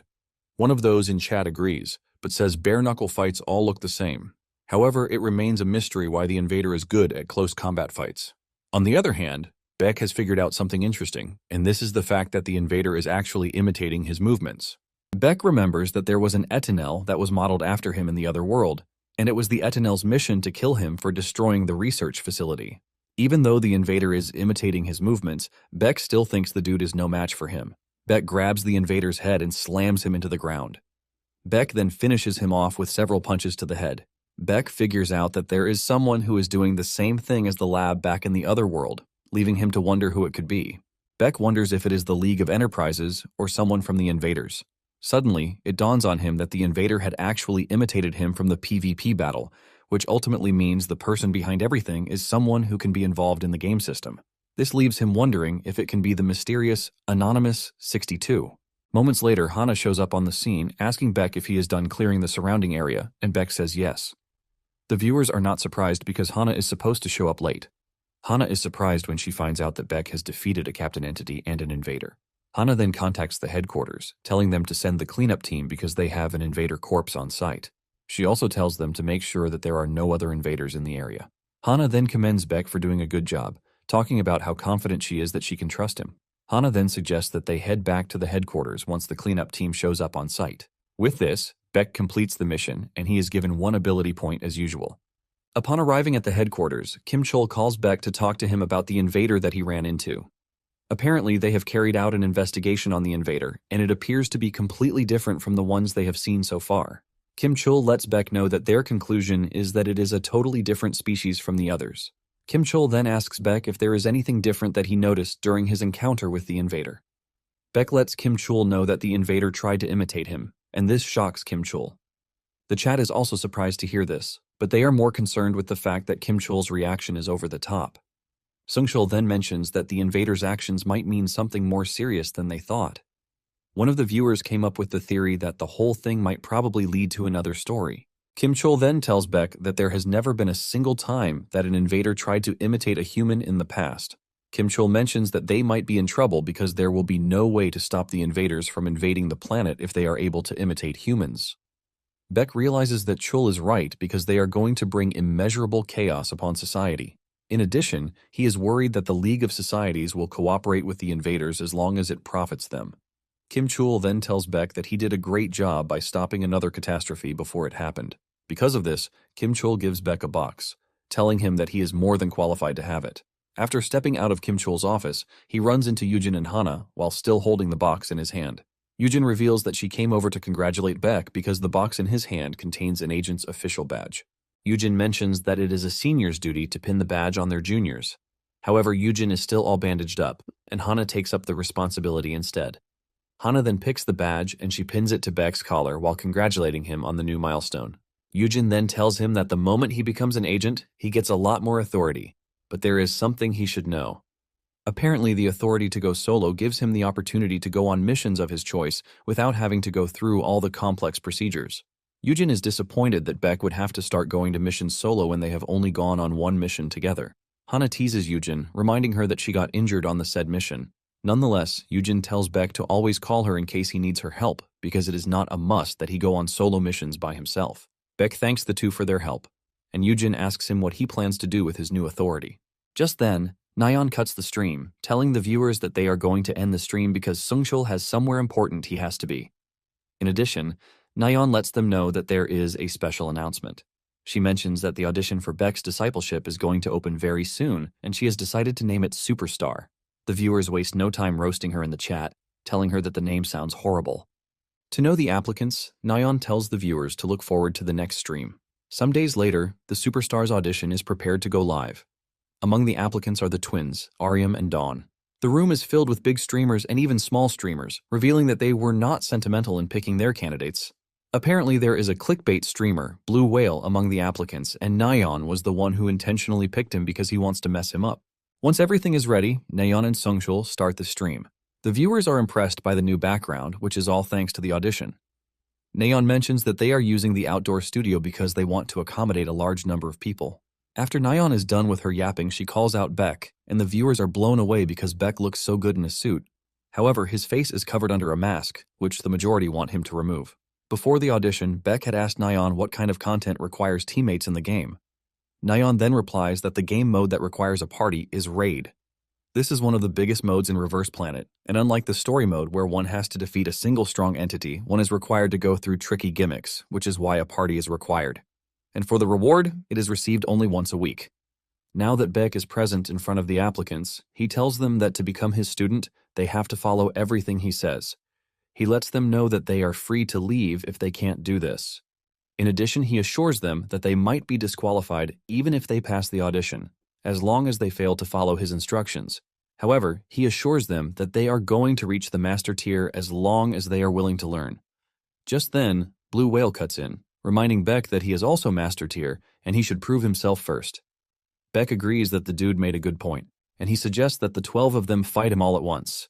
He tells them that they win if they are able to land a single hit on him in 10 minutes. However, failure to do so means he wins the contest. Nayeon freaks out when she hears this because this is not what they agreed on. Even Songchul cannot believe what he just heard. Beck then tells them that whoever lands the hit automatically wins the audition. Beck then makes it even spicier by stepping into a circle and telling them that he won't attack first, nor will he leave the circle. The chat goes wild when they hear this because they believe that Beck is already underestimating the applicants. One of the applicants then asks Beck if they are allowed to attack simultaneously, and Beck tells them that they are free to do so. In fact, they are free to use any ability or weapon that they want. With all the rules laid out, Beck declares the match open. Blue Whale is the first to make a move, as he launches a surprise long-range attack, hoping to catch Beck off guard. However, Beck easily dodges the strike, leaving Blue Whale stunned. Beck makes it even more interesting by telling the candidates that they are all free to come at him at once so that they don't waste time. They take to his suggestion, and they all shoot their best shots at him, but in the end, they are the ones who get beaten up. While the others are complaining, the twins make their move, and they dash toward Beck, hoping to take him down with a coordinated attack. However, their little plan to simultaneously attack him from both sides also fails woefully. Beck grabs them and flings them into the air like they are toys. In the end, none of them were able to touch Beck until the timer finally ran out. The viewers are shocked to see that 12 players were not even able to get Beck away from the circle. Since he has proven his skill, Beck asks the candidates if there is any of them still object, and they all say no. Beck then tells them that this might have only proven his skill as a player, but he will still have to prove his skill as a coach. With this, Beck declares the whole audition open, but to even say the audition's cringe name almost chokes him. With the audition finally kicking off, Songchul asks Nayeon what the first mission on the list is. Nayeon reveals that the players are to show their ability control without modifiers. She explains that it is a simple mission where they have to last at least 3 minutes while holding a 150-kilogram barbell with a given build. The viewers, on the other hand, don't think Nayeon is right about calling the mission simple because they believe that it is pretty hard to use abilities without a modifier. The viewers demand to know what build the candidates will be using, and Songchul mentions that it is an enhancement-type build. Songchul says it might not be as effective as Absolute Being, but it enhances the player's endurance and strength. Nayeon then reveals that she and Songchul already tried it, and it somehow worked out. Nayeon shows them a picture of them trying to prove that she is not lying. However, the picture doesn't really do justice because Nayeon and Songchul look like they were about to die while doing it. Nayeon then tells the candidates to switch their system window to visible before participating in the challenge. Nayeon then asks them if there is anyone with questions. The twins immediately raise their hands, asking relatively the same question, but putting it out in different ways. They ask if there is any advantage to finishing the challenge early, and Songchul mentions that scores are distributed on a sliding scale based on the order of passing, so those who succeed quickly basically have the advantage. Nayo reveals that the 4 people with the lowest scores will be eliminated at the end of the challenge. The candidates become worried when they hear this, but Nayeon pacifies them by telling them that retreats are allowed. However, the time limit for the first mission is 30 minutes, and this includes practice time. With this, they start the challenge, and everyone immediately gets down to practice, as they aim to warm up. While they are all putting out their best, Songchul asks Beck who he thinks will come out first, and Beck mentions that the twins will be the ones to pass first. However, Nayeon supports another player called LNDB. It then dawns on the viewers that the twins and even LNDB are already used to melee builds, which means that they have no issue lifting heavy things. Suddenly, the chat goes wild because they believe the whole test is disadvantageous to ranged build users. In no time, chaos erupts in the chat, as the viewers claim that the organizers are favoring melee users while looking down on ranged users. Nayeon panics when she sees this, and she starts getting scared that things might get out of hand if she doesn't act quickly. With fear written all over her face, she raises her hand to pacify the viewers, telling them that they must have gotten the wrong idea. Nyan reveals that the second mission is going to be more advantageous to the ranged build users, and this is the reason the first elimination doesn't happen until after the next mission is over. The viewers finally understand that the first category is for the melee users, while the second one is for the ranged build users. The viewers start making fun of Nyan because they can see just how scared she was. Moments later, Nyan asks if there are any challengers yet, and the twins and LNDB come forward. The match begins, and 1 minute into it, the twins are already having a sibling fight, trying to get each other to give up. Just as LNDB is about to reach the 3-minute mark, he drops the barbell. However, the twins make it past the 3-minute mark, making them the first successful candidates. Not ready to give up, LNDB demands a retrial, and he is given one. Fortunately, he is able to pass on to the second round.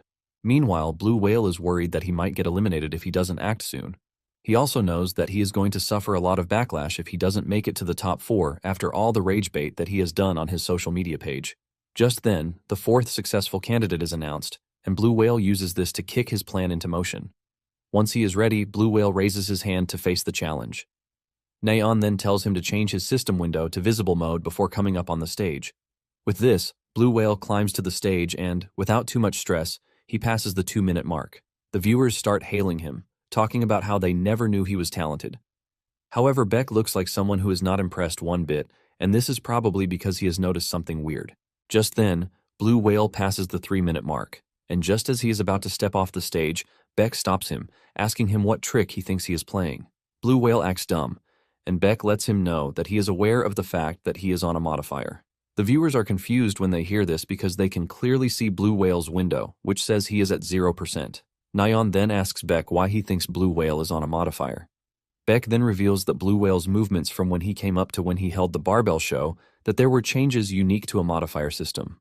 Beck mentions that he was able to figure this out because Blue Whale's body was being adjusted from its original movements in real time.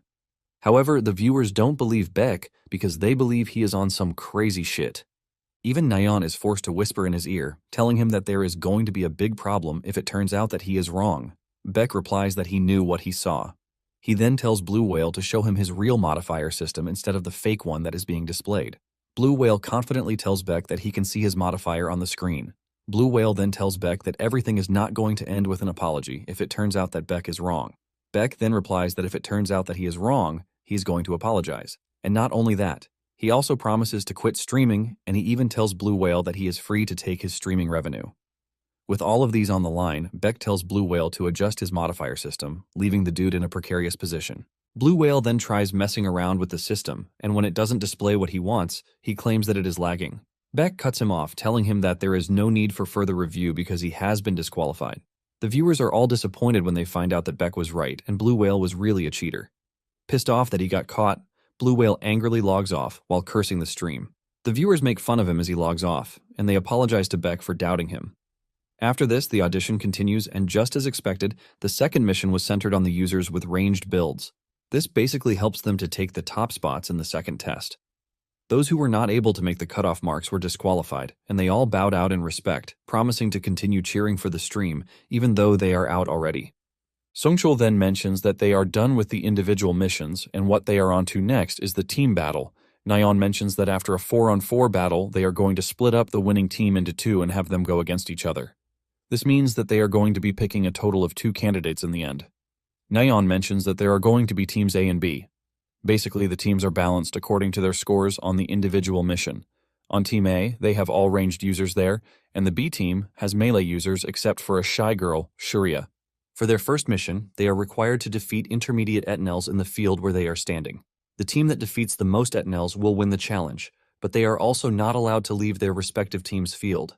Nyan mentions that the 2 teams get 2 chances, and whichever score is higher will be recorded as the final result. Songchul lets them know that they are free to use any abilities and builds, but they are going to keep the modifier at 60%. With the explanations out of the way, the candidates get down to the mission. By the end of the first challenge, Team A had defeated 10 etnels while Team B defeated 8 etnels. With this, Team A is ahead, and this is all thanks to their team comprising ranged build users. Basically, ranged builds can focus on firing and taking out the enemies one by one, but the melee build users will find themselves at a disadvantage if they are unable to dispose of their enemies quickly, because the enemies will pile up and overwhelm them. The viewers agree with this, saying the entire thing is a discrimination against melee users. In preparation for the second round, Sharia tells her teammates that they still don't stand a chance against Team A. Down then suggests that they ask for a little coaching from Bayek. LNDB agrees to this, saying they might have a chance, since this will also serve as an opportunity for Bayek to show his coaching skills. Even though Dawn wasn't initially expecting the team to agree, they all agree, and Ariam runs over to ask Nayeon if this is possible. Fortunately, Nayeon agrees, but to make everything fair, she reveals that she and Sungchul will also be coaching Team A. Surprisingly, the viewers agree to this because they believe the judges joining in serves as a great incentive. However, Baek says he is only going to agree to the plan when Team A agrees to it. Team A then gathers around to talk about it, and after a short deliberation, they decide that Sungchul will be a better coach for their team because he is a ranged build user. With this, Team A tells the organizers that they are on board with the plan. Nayeon then tells them that the mission is going to resume in 30 minutes. Baek wastes no time gathering his team, and he explains to them that they need to understand the Etanel's traits to effectively take them down. Baek lets them know that Etanels are not humans and they do not fear pain. Basically, if Etanels judge that the damage they can inflict on their opponent is greater than the damage they will incur, they are going to abandon defense and go full-on offense without thinking twice. Baek lets them know that they can predict the Etanel's actions if they are about to figure out these little things. Surprisingly, the viewers are also gaining a whole lot from what Baek is teaching. After he is done explaining to them, Baek suggests that they have a mock battle, and he tells them to attack him, pretending that he is an Etanel. Baek gets into position, and the aura around him immediately changes, even though it is just a mock battle. LNDB is the first to make a move, but Baek catches his sword and sends him flying with a kick to the chest. The twins then take on Baek with their usual plan of attacking him simultaneously. Meanwhile, Sharia remains frozen because she is scared that she might hit her teammates if she misses her shot. While she is busy thinking about this, Baek is beating up her comrades. After knocking down the twins, Baek lets them know that their attacks are not linked. He then suggests that they work on linking their attacks first. While Baek is busy teaching his team, two players from the other team are busy staring at him. The viewers don't blame them because they know they would do the same if they were in their shoes. It takes Nayeon's voice to call back the two, and she assures them that they are going to be fine as long as they practice their own way. 15 minutes later, Team B looks absolutely battered, but they reveal their intention to challenge. In no time the battle begins, and they go after the Etanels without hesitation. Following Baek's instructions, they get themselves ready for counterattacks whenever they are engaging the Etanels. The moment they are able to dodge the counterattacks, they get an opening to finish off the enemy. Earlier, Baek had given Shurya her own share of advice. He lets her know that the team's coordination lies with her because she is the only ranged build user. He lets her know that hesitation to use her skill out of fear of hitting her teammates will only hinder her from getting an opportunity. Just then, one of the Etanels is about to crush LNDB from behind, but Shurya overcomes her fear and impales the Etanel with an ice spear. Shurya then tells her teammates to focus on fighting, assuring them that she is going to cover them from the rear. Everyone, including the judges, are left wondering just how much of a difference Baek's lecture is to the team. By the time the timer runs out, Team B has been able to defeat 14 Etanels in total, and this leaves the viewers commending them for such an incredible comeback. When Team A finally took on their own challenge, they were able to take down 12 Etanels in total. After they are done, Nayeon announces that Team B holds the highest record, which means that they are the winner. The team jumps up in joy when they hear this, celebrating their impressive comeback. Even though Team A lost, they didn't feel really bad because they knew that they tried their best. Before leaving, Team A makes sure to get their share of advice from Baek because he has proven himself as someone who can coach long-range users too. After they are done taking advice from him, Team A logs out, thanking the organizers for the opportunity given. With this, Sungchul mentions that they are finally on to the finals. Since the final will be a 2-on-2 team battle mission, Sungchul reveals that the team will be engaging in a PvP survival competition. He reveals that whichever team survives until the end of the mode wins the challenge. Without stressing out, the teams have decided for themselves already. Just as expected, the twins stick with each other, while Sharia and LNDB are together. Later on, Soyeol is seen working out in the gym when she gets the results for Baek's disciple audition. Just as expected, the twins turn out to be the winners of the event because they have better teamwork. Soyeol is glad that Baek emerged as a coach because she might just get lucky and he is going to pick her team. This gives Soyeol hope that she and Baek might still be able to do another broadcast together soon. Days later, Nayeon and Sungchul resume the regular streaming. The stream starts exactly where the last PvE event ended when Baek was being asked what he plans to do with his authority. Baek replies that he is planning to sweep the reverse planet by himself. Hana is not surprised when she hears this because she knows the type of person Baek is. Hana says Baek has the skills to back it up. Yujin also agrees but mentions that there might be a problem. She then moves closer to Beck to silently tell him to check his messages before he leaves because she has something to tell him, but it sounds awkward. After the two are gone, Beck checks the message from Eugene, telling him that Choi and his men were actually after him. She tells Beck that the League of Enterprises might want something from him, which is why they are probably going to attack him again. She lets Beck know that the Enterprises are aware that they are onto them, so they won't act recklessly, but the Bureau has also planted spies within the Enterprise. Thanks to them, they are going to get a heads up whenever the Enterprises are plotting something. Eugene also attaches a list of portals that Beck can enter solo. When the viewers see this, they are all convinced that an ambush is at hand. Moments later, a dude shows up and introduces himself as Jung Ji-hoon from the support and assistance team. He tells Beck that he's going to take him to a spot where he can raid solo, and Beck agrees. Not long after this, Ji-hoon drops Beck off at a portal, and he immediately drives off. Beck's senses immediately tell him that he has been surrounded by the enemy because the portal is supposed to have armed guards protecting it, but instead there are dudes hiding out in the bushes. Beck wastes no time summoning his sword, while ascertaining the fact that the assailants are 6 in number. Beck then makes the first move, and he goes after the weakest, who is hiding out in a tree. Beck is about to cut the dude in half when the team leader shows up to protect his team member. He delivers a powerful punch to send Beck flying backwards. Realizing that Beck is onto them, the assailants step out from where they are hiding. The team leader commends Beck, telling him that his senses are pretty sharp. He then addresses Beck with his new test subject number, which is 48. This is enough to piss Beck off, and he asks the dude if he is from the Enterprise. The dude is surprised that Beck already knows this, and he decides to keep things brief. He tells Beck that they are there to return him to the lab, letting Beck know that they are ready to cultivate his abilities with proper experiments. This only pisses Beck off more, and he tells the dude to keep his mouth shut. The team leader gives off an evil smirk, telling Beck that he is to blame for what is about to happen to him. The 6 immediately whip out their weapons. One of them lunges at Beck, but he easily blocks his punch before pushing him backwards. Another tries to attack him from behind, but Beck hits the dude on the head to finish him off. Even though it appears that they are at a disadvantage, the team leader tells his team to continue pushing, with the aim of taking Beck down. They all lunge at him at once, but Beck easily knocks all of them down. Beck feels no sense of threat from them, and the viewers are not surprised by this. After all, Beck's level is high now, and the assailants are nothing to him. Realizing that Beck is way above their league, the team leader screams at his teammates to take something called TL-01. This leaves the viewers confused because they have never heard of something like that before. Even Sungchul had to search it up on the net, but nothing came up. It then dawns on them that Beck has caused the game to generate a new branch of the story. The assailants whip out a pill, and they tell Beck that he is going to regret making them take the pill. Even Beck has never heard of the pill before, and he figures out that he has to be careful. The moment the assailants take the pill, they start acting weird, and their bodies change into purplish color. This is when it dawns on everyone that the assailants now look like the invader that Beck fought back then. The chat goes wild because they are worried that Beck won't be able to take on 4 invaders by himself. Before Beck knows it, one of them has dashed toward him. Beck manages to dodge at the last second, and the strike from the dude leaves the ground shattered. The viewers freak out when they see how much power one pill is able to provide the user. Beck is forced on the defensive as the assailants try to get the better of him. Sungchul then mentions that the assailants have not only gotten stronger, but it appears that their behavior is strange too. Sungchul reveals that the assailants have completely become different, as if they have lost their emotions. As the battle proceeds, Beck gets punched so hard that he is sent flying backwards. With the way the assailants are moving, Sungchul can easily figure out that they are behaving like they are being controlled by something else entirely.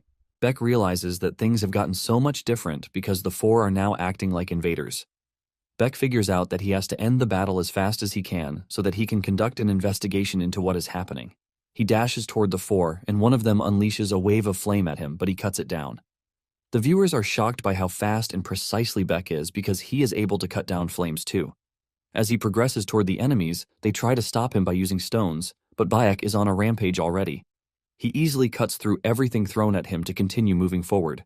Realizing that Beck is not messing around, the team leader orders his men to corner Beck, and they try to take him down with a joint attack.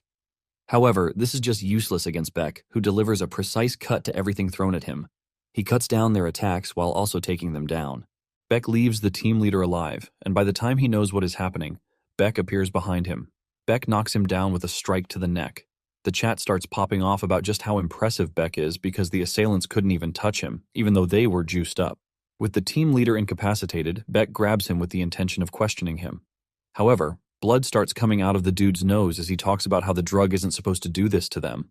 Before Beck can get the chance to question him, the dude dies off. Beck wonders if the medicinal effect of the drug got messed up, since the dude claimed that the drug wasn't supposed to act that way. Since the drug didn't exist in the other world, Beck concludes that he has to look further into it. He searches their bodies, but he doesn't find anything useful from their bodies. Moments later, Hana and Yujin show up on the scene. They apologize for coming late, but Beck assures them that it is fine. On the other hand, the viewers are excited to see the story expanding, and it turns out that the community is already going wild over the TL01 pill. Beck then asks the ladies how they knew where he was. Hana mentions that moments after he left, they received intel that the hunting dogs were going to make a move. They decided to ask Ji-hoon, who drove him from the headquarters, and pointed them in the opposite direction. After this, the dude quit his job, revealing that he was a spy. Nonetheless, they were able to trace the dashcam of the car, which is how they got to know where Beck is. Yujin apologizes once again, telling Beck that she's going to make sure that he gets compensated, but Beck lets him know that it is not necessary. Later on, the viewers notice that Beck is not heading to Kim Chul's office like he is supposed to. Deep down, Beck is thinking about the whole situation, and he figures out that the game's story is changing depending on the choices that he makes. He figures out that the game is there to help him get clues about what happened in the other world. He decides to investigate the core while also putting a stop to the League of Enterprises. To everyone's surprise, Beck starts changing his build, and judging from what they are looking at, they realize that it is not a melee build. The viewers are left wondering if Beck is good with any other build that isn't a melee build. Moments later, Beck finds the build that he previously used in the other world before he was given the superhuman title. He activates the build, generating a ton of flames around his body, leaving the viewers excited. Even though Beck doesn't know the lab that created the drug, he knows the corporation that is connected to the lab because he has attacked this corporation before, and this is Gumshin Electronics. The viewers are shocked when they see Beck make his way to Gumshin Electronics, and they start wondering if Beck is trying to attack the building all by himself. It finally dawns on Sungshul that Beck changed his build before attacking because he knows that no one will suspect him as long as he didn't use a melee build while taking down the corporation. One of the viewers mentioned that Beck is finally going after the corporations because they have been messing with him. Before making his move, Beck also changed his appearance to silver hair, making him look totally different. Beck also puts on a mask, and without wasting further minutes, he barges into the building. Beck decides to go all out from the beginning because he is not there to mess around with them. Minutes later, chaos erupts in the building as Beck sets upon them a devastating level of destruction. Even though Beck looks really cool as he deals with the bad guys, some believe that he shouldn't have barged into the building the way he did. Nayeon is worried that the other players in the area might get involved, but Sungshul explains that the phase shift system was activated when the entrance exploded. With this, the corporate raid became exclusive to Baek alone. Apparently, the phase shift system separates players into different spaces, depending on the circumstances or events. With this, players cannot see or interact with each other even if they are on the same map. Beck soon runs into another bunch of bad guys, and he easily disarms them with telekinesis. Beck is making his way to a secret door that he knows from the other world when he is cut off by a stern-looking dude and his team. It turns out that Beck recognizes the dude, Won Yongshul. He was one of the guards who was always messing with the test subjects in the lab. The moment he lays his eyes on one, the ghosts emerge and start begging Beck to kill him in the most brutal way. One is still calling out orders for his team when the ceiling starts coming down on them. This disorients one's men as they try to figure out why the ceiling suddenly collapsed, but unknown to them, it is due to Beck's power. Basically, this was the reason he was called Destruction in the other world. One quickly figures out that Beck is not to be messed with, and he orders his men to take the fight seriously. He tells his men to attack Beck at the same time, but Beck doesn't even move an inch before impaling all of them with spikes, making the scene look like one drawn out of a horror movie. Well guys, that's the end of the video. If you like this video, comment part 2 in the comment section. Also subscribe to the channel, hit the bell, and like the video. Thank you for watching and see you next time again.